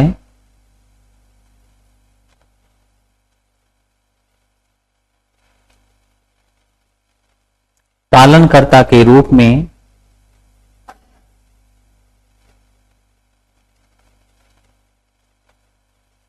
विष्णु है और संहारकर्ता के रूप में महाकाल, संहारकर्ता के रूप में शिव है।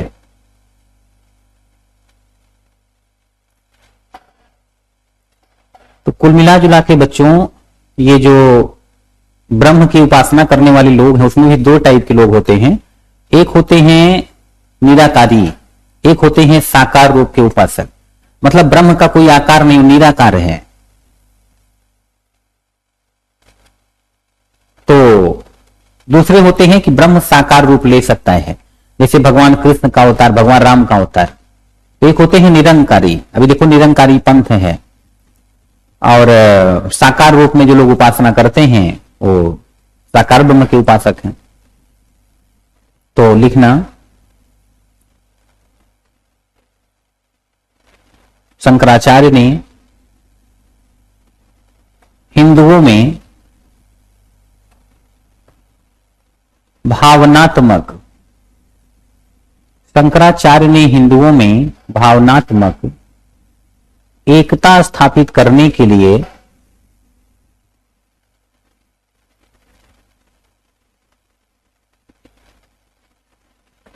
चार दिशाओं में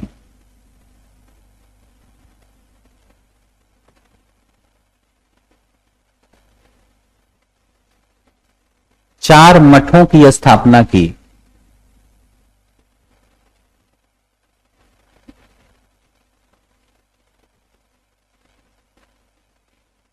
उत्तर में बद्रीनाथ,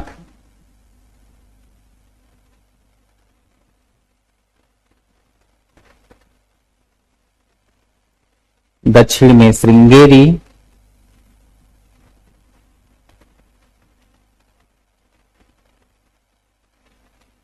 पूर्व में जगन्नाथपुरी,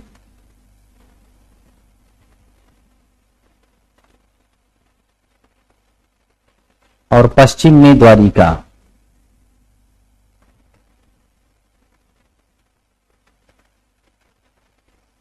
पश्चिम में द्वारिका।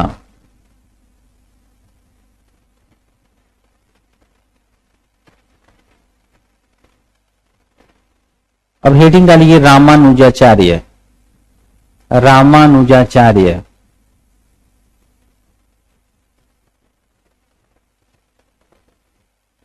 लिखिए। रामानुजाचार्य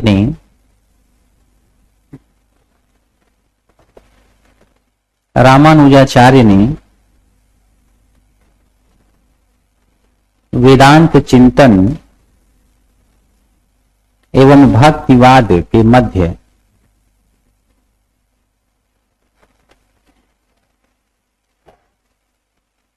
सेतु का कार्य किया।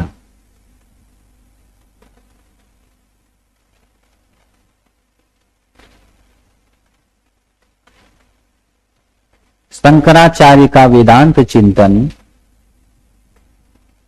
शंकराचार्य का वेदांत चिंतन भक्तिवाद की अवधारणा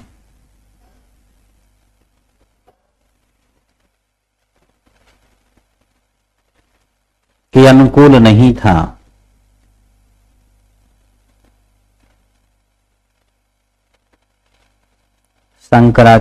रामानुजाचार्य ने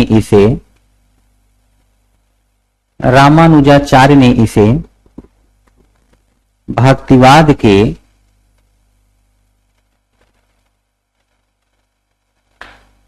अनुकूल बनाया।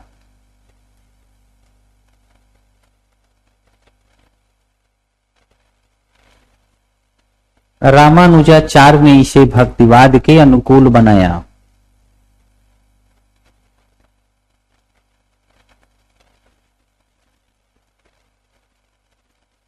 शंकराचार्य मुक्ति के लिए ज्ञान को आवश्यक मानते थे।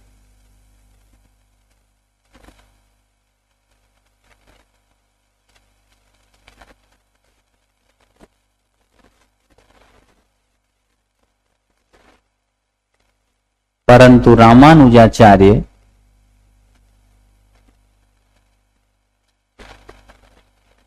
मुक्ति के लिए ज्ञान को आवश्यक मानते थे, परंतु रामानुजाचार्य ज्ञान के साथ साथ ईश्वर कृपा को भी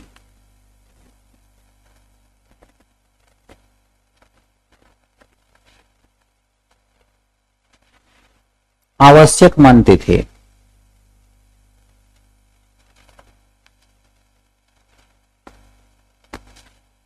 ईश्वर कृपा को भी आवश्यक मानते थे। आज के बाद तो फिर कृपा को आवश्यक मानने वालों की संख्या बढ़ती चली जाएगी। ये रामानुजाचार्य की परंपरा से ही है। आगे रामानंद, फिर कबीर लोग, तुलसीदास जी लोग, है ना।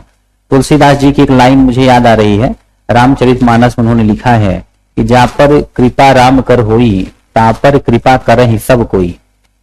तो कृपा जो है मोनू बेटा खुश रहो, बट इतना भी नहीं आप लोगों का प्रेम है, ये बहुत अच्छा लगता है।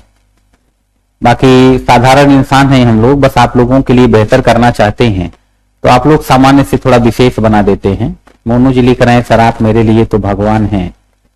तो धन्यवाद बेटा। भगवान भगवान हैं, हम लोग साधारण इंसान हैं।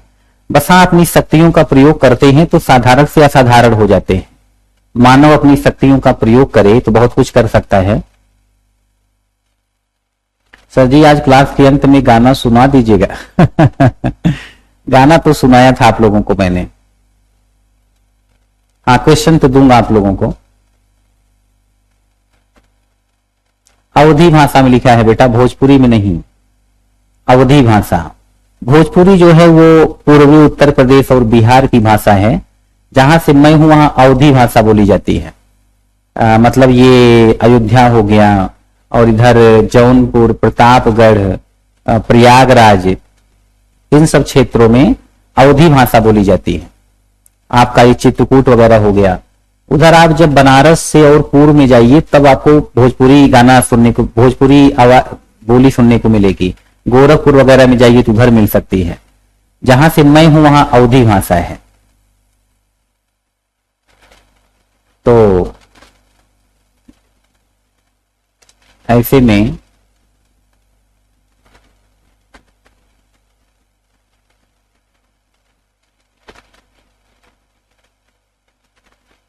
अच्छा, शिवानी जी बांदा से हैं, बढ़िया, चित्रकूट के पास। शिवानी बताएं बांदा में कौन सी भाषा बोली जाती है? मुझे लगता है चित्रकूट के पास भी अवधी भाषा ही बोली जाती होगी।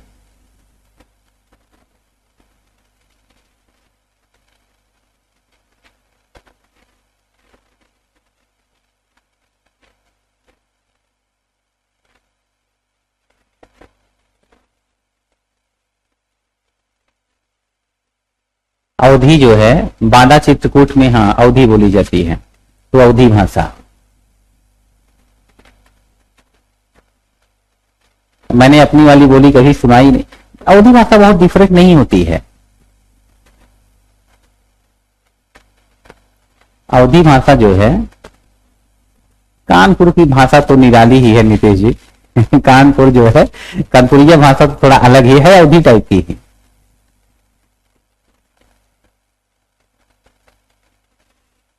अच्छा, श्रीओम भी बाधा से हैं। अब अवधी आपको कैसे बताऊं, जैसे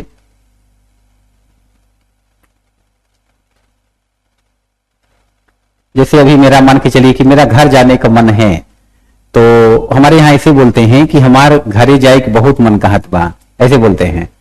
जैसे मैं ये कहूं कि मेरा घर जाने का मन कर रहा है या गांव में घूमने का मन कर रहा है, तो हम लोग यहाँ लोकल लैंग्वेज में बोलते हैं कि हमारे घरे जाए कि बहुत मन कहत बा।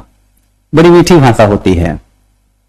तो जैसे किसी से हाल चाल पूछना हो तो ऐसे पूछते, और भाई क्या हाल चाल बा, तो इस टाइप से बड़ी प्यारी भाषा होती है। अब ब्रज भाषा तो और प्यारी है। ब्रज भाषा मैं तो अक्सर जब उगता हूँ बेटा, तो मथुरा वृंदावन चला जाता हूँ घूमने, तो वहां की जो ब्रज भाषा है वो बड़ी प्यारी लगती है। भाषा तो भारत की सारी भाषा प्यारी है। बुंदेलखंड देखिए गजब की भाषा है। बुंदेलखंड में, मैं बुंदेलखंडी भाषा से बहुत परिचित नहीं था। अभी अनामिका जैन अंदर में गाना गाया, यूपी में सब बाय, यूपी में बाबा, तो पहली बार मैंने बड़े ध्यान से जो है बुंदेलखंडी भाषा सुना और बड़ी प्यारी लगी मुझे। भारत की जितनी लोकल लैंग्वेज है सब बड़ी मीठी है, चाहे वो बिहार की लैंग्वेज हो, यूपी की, किसी भी स्टेट की हो। हाँ, हरियाणवी की तो बात ही अलग है, वो भी भाषा बड़ी प्यारी है। बट जिसको आदत ना हो उसको एक बार समझ में ही नहीं आएगा कि जो हरियाणवी भाषा में अगर कोई बात कर रहा है तो प्रेम से बात कर रहा है कि लड़ना चाहता है। वो थोड़ा सा स्पष्ट ही नहीं होगा। हाँ, भोजपुरी से थोड़ा सा मिलता जुलता है। सर मैंने इतिहास सिलेबस पढ़ा था, उसमें टॉपिक था हड़प्पा सभ्यता का पतन। सर जी वैकल्पिक विषय बहुत सुंदर है। वो तो सुंदर है ही बेटा, हिस्ट्री ऑप्शनल जो है ये बहुत लोकप्रिय रहा है बच्चों के बीच में। इतिहास ऑप्शनल के रूप में रखने वाले बच्चे जो है उनका रिजल्ट काफी अच्छा होता है। इतिहास में भी अच्छा करते हैं, अन्य विषय में भी।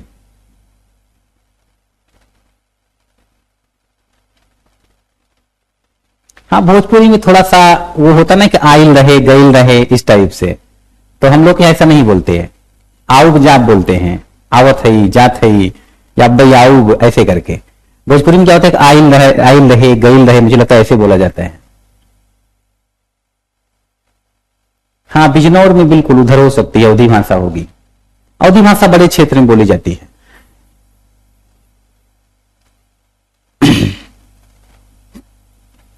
सरकार को कीमतन पे काबू करना चाहिए, ब्रज भाषा के सब। सरकार को कीमतन पे काबू करना चाहिए। हाँ बिल्कुल आसो जी, ये ब्रज भाषा है। इतिहास पढ़ने वाले बच्चे इतिहास रचते हैं, बिल्कुल नितेश जी। पंजाबी भाषा आती है समझ, पूरी नहीं आती, काफी कुछ समझ जाता हूं। मैथिली भाषा नहीं बोल पाता बेटा, बस अवधी भाषा ही जानता हूं।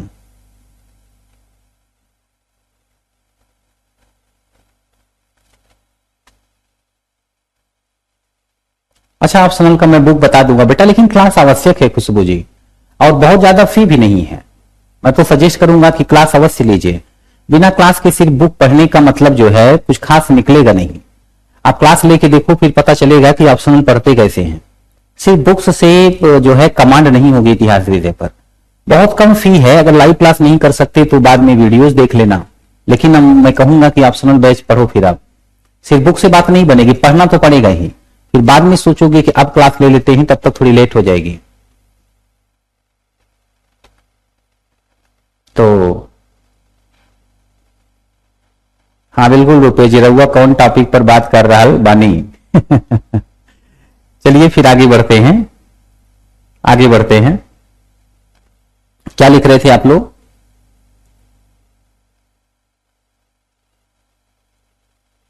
हाँ बिल्कुल, हाँ जी सर जी, रहुआ ठीक बानी नु। हाँ, ये भोजपुरी भाषा है। तो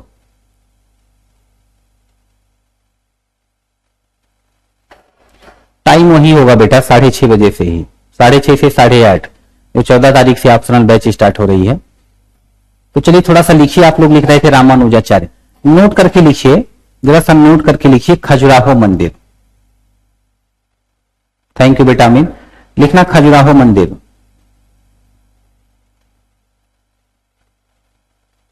हाँ, मॉडर्न हिस्ट्री से ही होगी, नए टॉपिक से। अभी तो मॉडर्न हिस्ट्री से ही क्लास स्टार्ट होगी, अगली बैच जब आएगी अब तो फिर वर्ल्ड हिस्ट्री से होगी। और मॉडर्न हिस्ट्री से जो बच्चे पढ़ते हैं वो इतिहास को बहुत बेहतर तरीके से समझ पाते हैं। ऐसा नहीं है कि वर्ल्ड हिस्ट्री से नहीं समझ पाएंगे, बट मॉडर्न हिस्ट्री से जो अभी से स्टार्ट कर दें उनके लिए काफी बेहतर रहेगा। समय रहते कोर्स कवर कर लेंगे। तो लिखिएगा खजुराहो मंदिर, खजुराहो टेम्पल।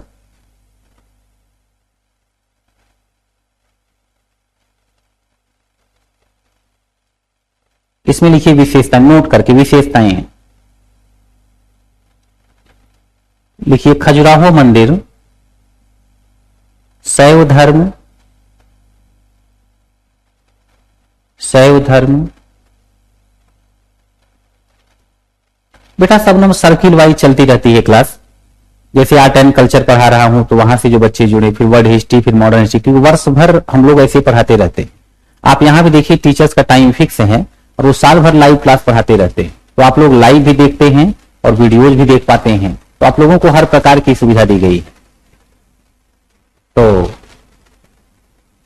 यहां पर लिखना खजुराहो के मंदिर शैव धर्म, वैष्णव धर्म एवं जैन धर्म से संबंधित हैं।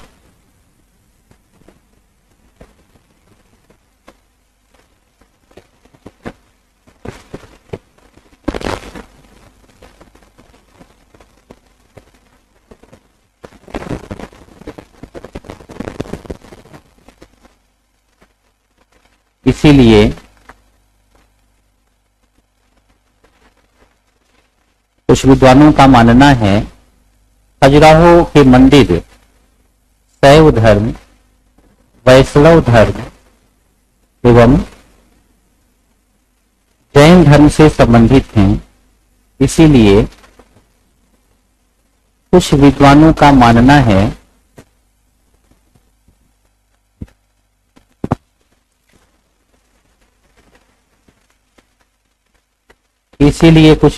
का मानना है कि खजुराहो के मंदिर, अच्छा फिर से ऑडियो प्रॉब्लम,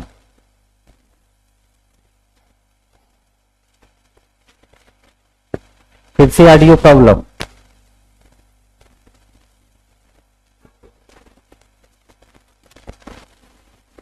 अभी बताइए, अभी ठीक है?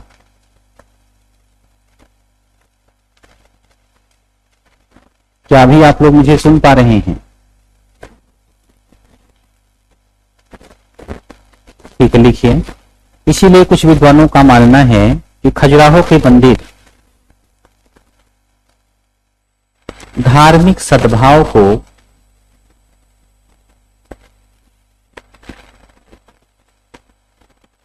आधार बनाकर निर्मित किए गए। खजुराहो के मंदिर धार्मिक सद्भाव को आधार बनाकर निर्मित किए गए हैं। नेक्स्ट पॉइंट, ये मंदिर ऊंचे प्रतिष्ठान पर बने हैं।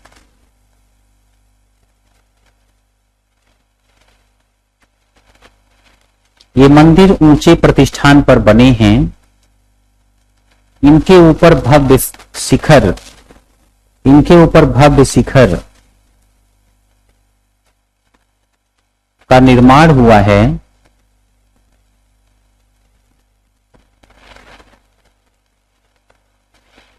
साथ ही जालीदार खिड़कियां निर्मित की गई हैं।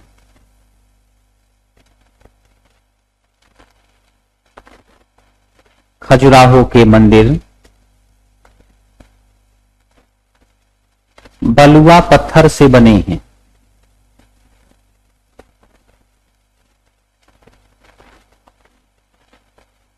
बलुआ पत्थर से बने हैं।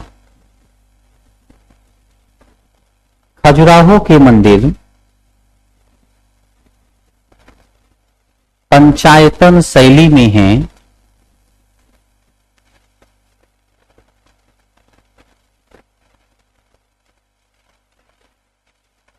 इस शैली के अंतर्गत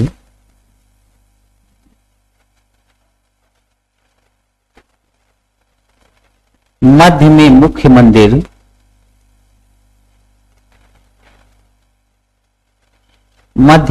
मंदिर, एवं चारों कोनों पर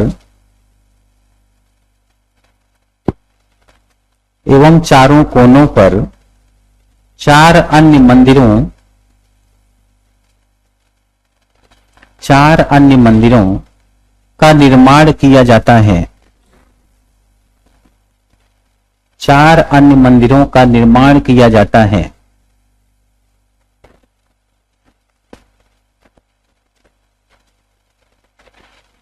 और फिर लिखिए, खजुराहो के मंदिर बुंदेलखंड में स्थित हैं।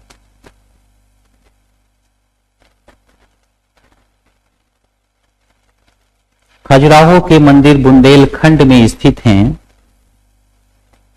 जिनका निर्माण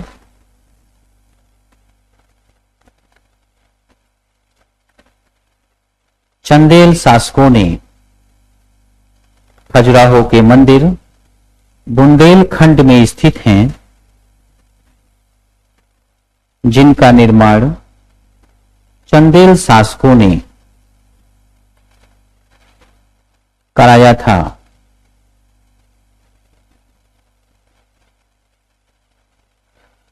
खजुराहो के मंदिरों के प्रवेश द्वार को सजाया गया है। खजुराहो के मंदिरों के प्रवेश द्वार को सजाया गया है।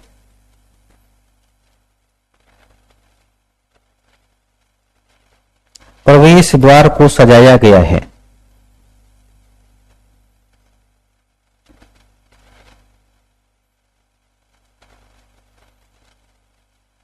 आप नेक्स्ट लाइन में लिखिए, सल्तनत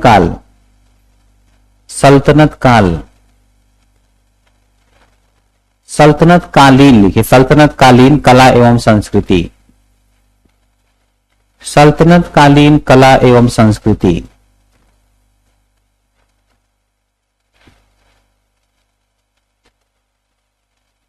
फिर हेडिंग डालिए, सल्तनत कालीन स्थापत्य कला। सल्तनत कालीन स्थापत्य कला।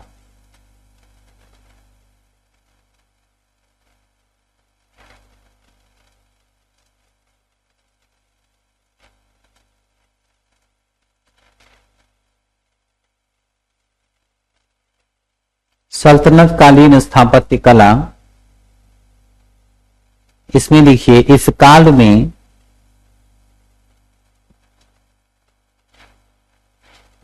विभिन्न शैलियों के मध्य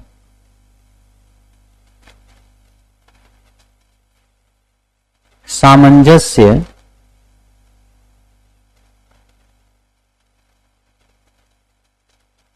देखने को मिलता है। शैलियों के मध्य सामंजस्य देखने को मिलता है, जैसे कि सहतीरी शैली एवं मेहराबी शैली।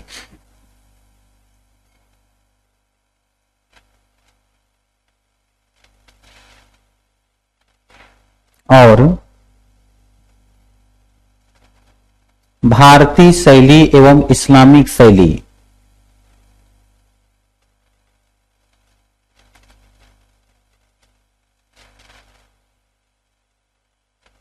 इसे ही इंडो इस्लामिक शैली नाम दिया गया है। इंडो इस्लामिक शैली नाम दिया गया है। अब ऐसा बनाएंगे जैसे मैंने बनाया है, इंडो इस्लामिक शैली।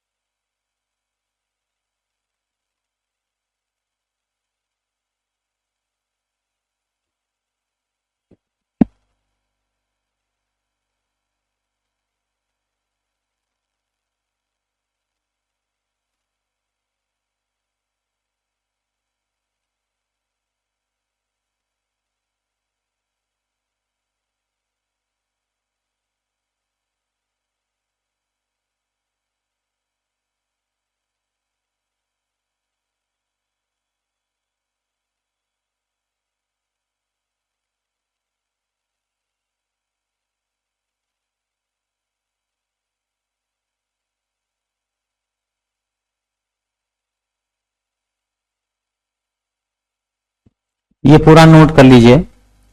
ये नोट करने के बाद कमेंट में यस लिख दीजिएगा। नोट करने के बाद कमेंट में यस लिख दीजिएगा।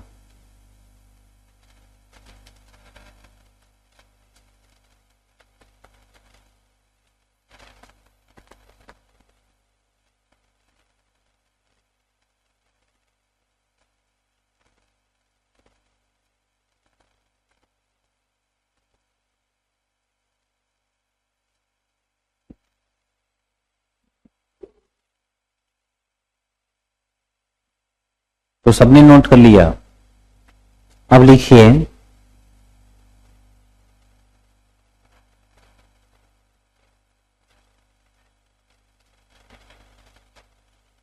आरंभिक सल्तनत कालीन शासकों के पास,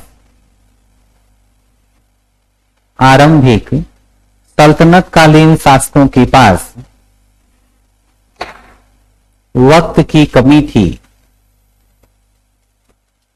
आरंभिक सल्तनत कालीन शासकों के पास वक्त की कमी थी।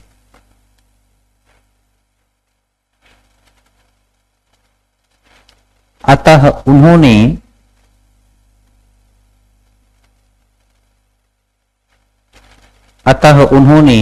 भारतीय स्थापत्य को ही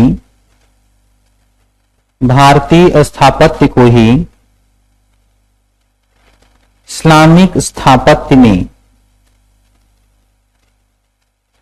तब्दील कर दिया।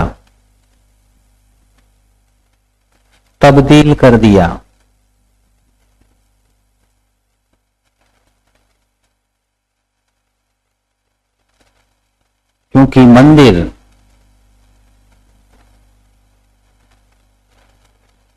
के आसपास खुला प्रांगण होता था, क्योंकि मंदिरों के आसपास खुला प्रांगण होता था, अतः उन्हें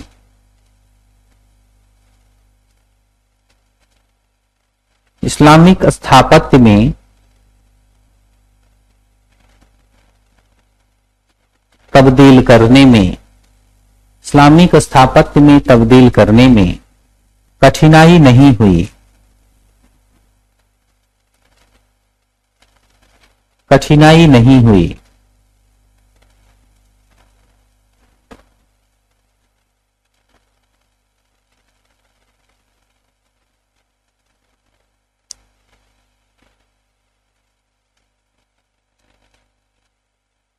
उदाहरण के लिए 2.5 दिन का झोपड़ा मस्जिद,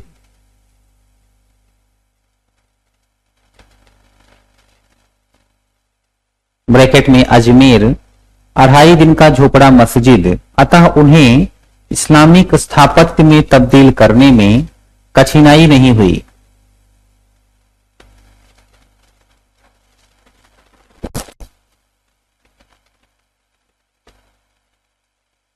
उदाहरण के लिए 2.5 दिन का झोपड़ा मस्जिद ब्रैकेट में अजमेर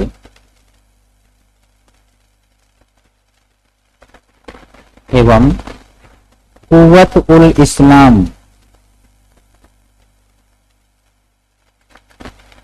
कुव्वत उल इस्लाम मस्जिद कुव्वत उल इस्लाम मस्जिद ब्रैकेट में दिल्ली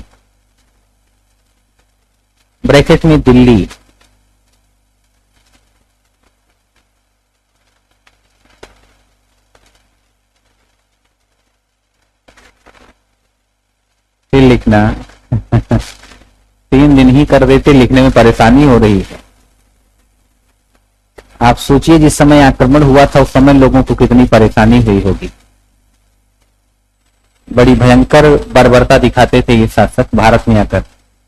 तो कुव्वत उल इस्लाम मस्जिद ब्रैकेट में दिल्ली, इन दोनों मस्जिदों को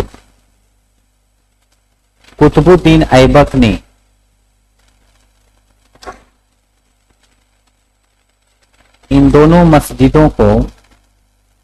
कुतुबुद्दीन ऐबक ने बनवाया था।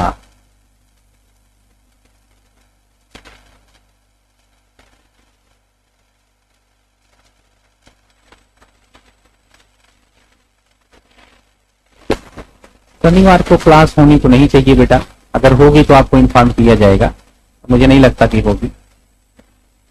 तो लिखिए इन दोनों मस्जिदों को कुतुबुद्दीन ऐबक ने बनवाया था।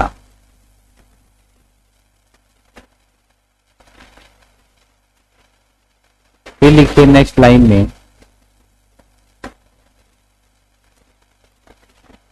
इस्लामिक स्थापत्य में गुंबद एवं मेहराब का प्रयोग किया जाता था।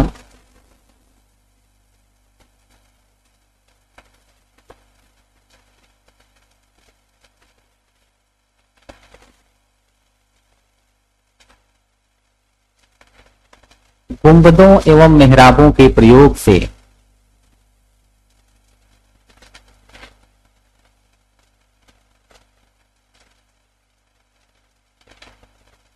विशाल सभा भवन बनाने में आसानी हुई।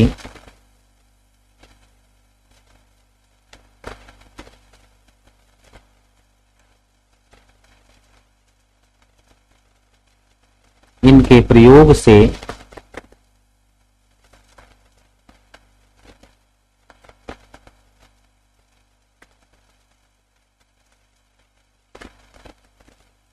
बड़ी संख्या में स्तंभों के निर्माण की आवश्यकता नहीं रह गई। इनके प्रयोग से बड़ी संख्या में स्तंभों के निर्माण की आवश्यकता नहीं रह गई।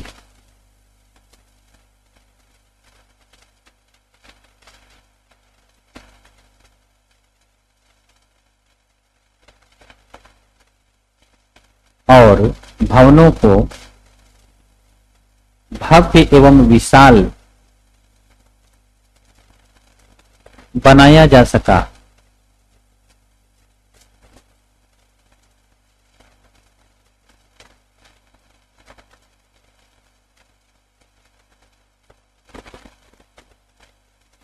गुंबद एवं मेहराब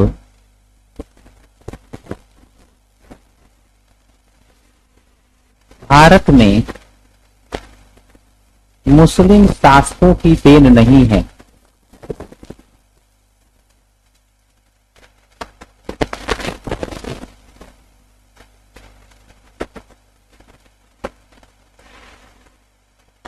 मुस्लिम शासकों की देन नहीं है। वस्तुतः इनका प्रयोग प्राचीन काल में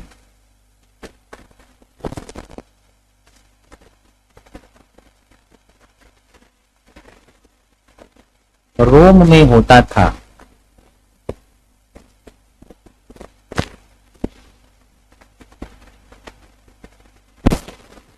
भारत में पहली बार इसका प्रयोग कुषाण काल में हुआ।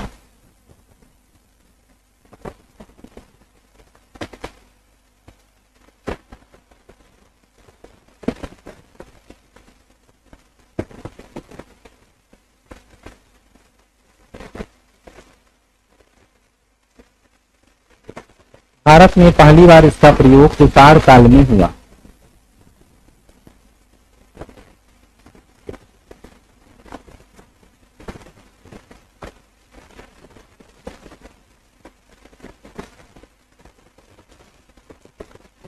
किंतु भारत में इसे लोकप्रिय बनाने का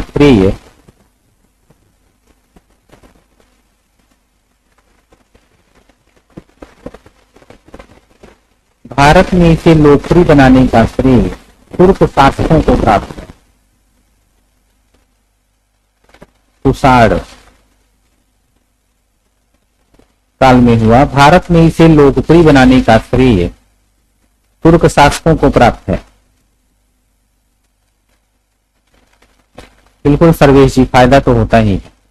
आईएएस की तैयारी को करने का मतलब है कि छोटे मोटे एग्जाम आप बहुत आसानी से क्लियर कर ले जाएंगे। किंतु इसे भारत में लोकप्रिय बनाने का श्रेय तुर्क शासकों को प्राप्त है।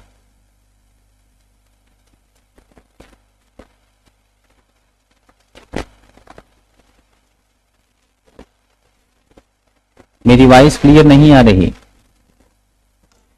आज तो पूरी क्लास में ये समस्या बनी रही और मैं इसका पूरी तरीके से समाधान नहीं करवा पाया। मैं तभी क्लास से बाहर निकलते ही बोल दूंगा माइक सही करा दिया जाए, नहीं तो ऐसे ही मुझे दिल्ली से दूर दूर तक अपनी आवाज पहुंचानी पड़ती है और इस माइक के साथ बड़ी समस्या हो रही है।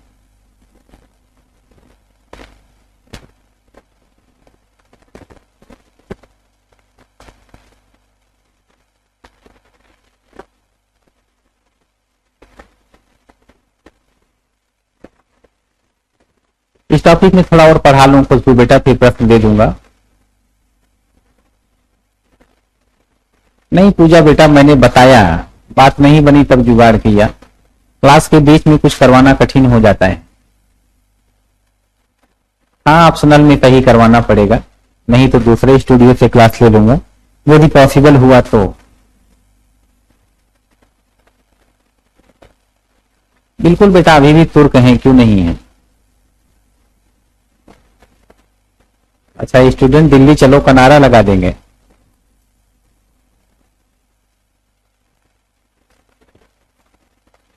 तो संपूर्ण भारत में होंगे बेटा तुर्क जो है।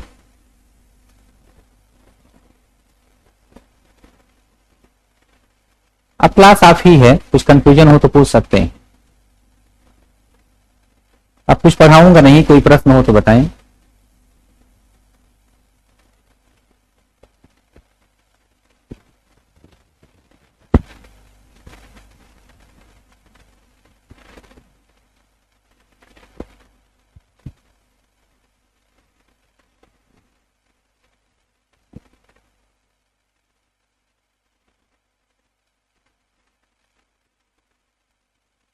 थैंक यू पूजा बेटा। मैपिंग के बारे में बताऊंगा बेटा, अभी तो कोई आवश्यकता है नहीं।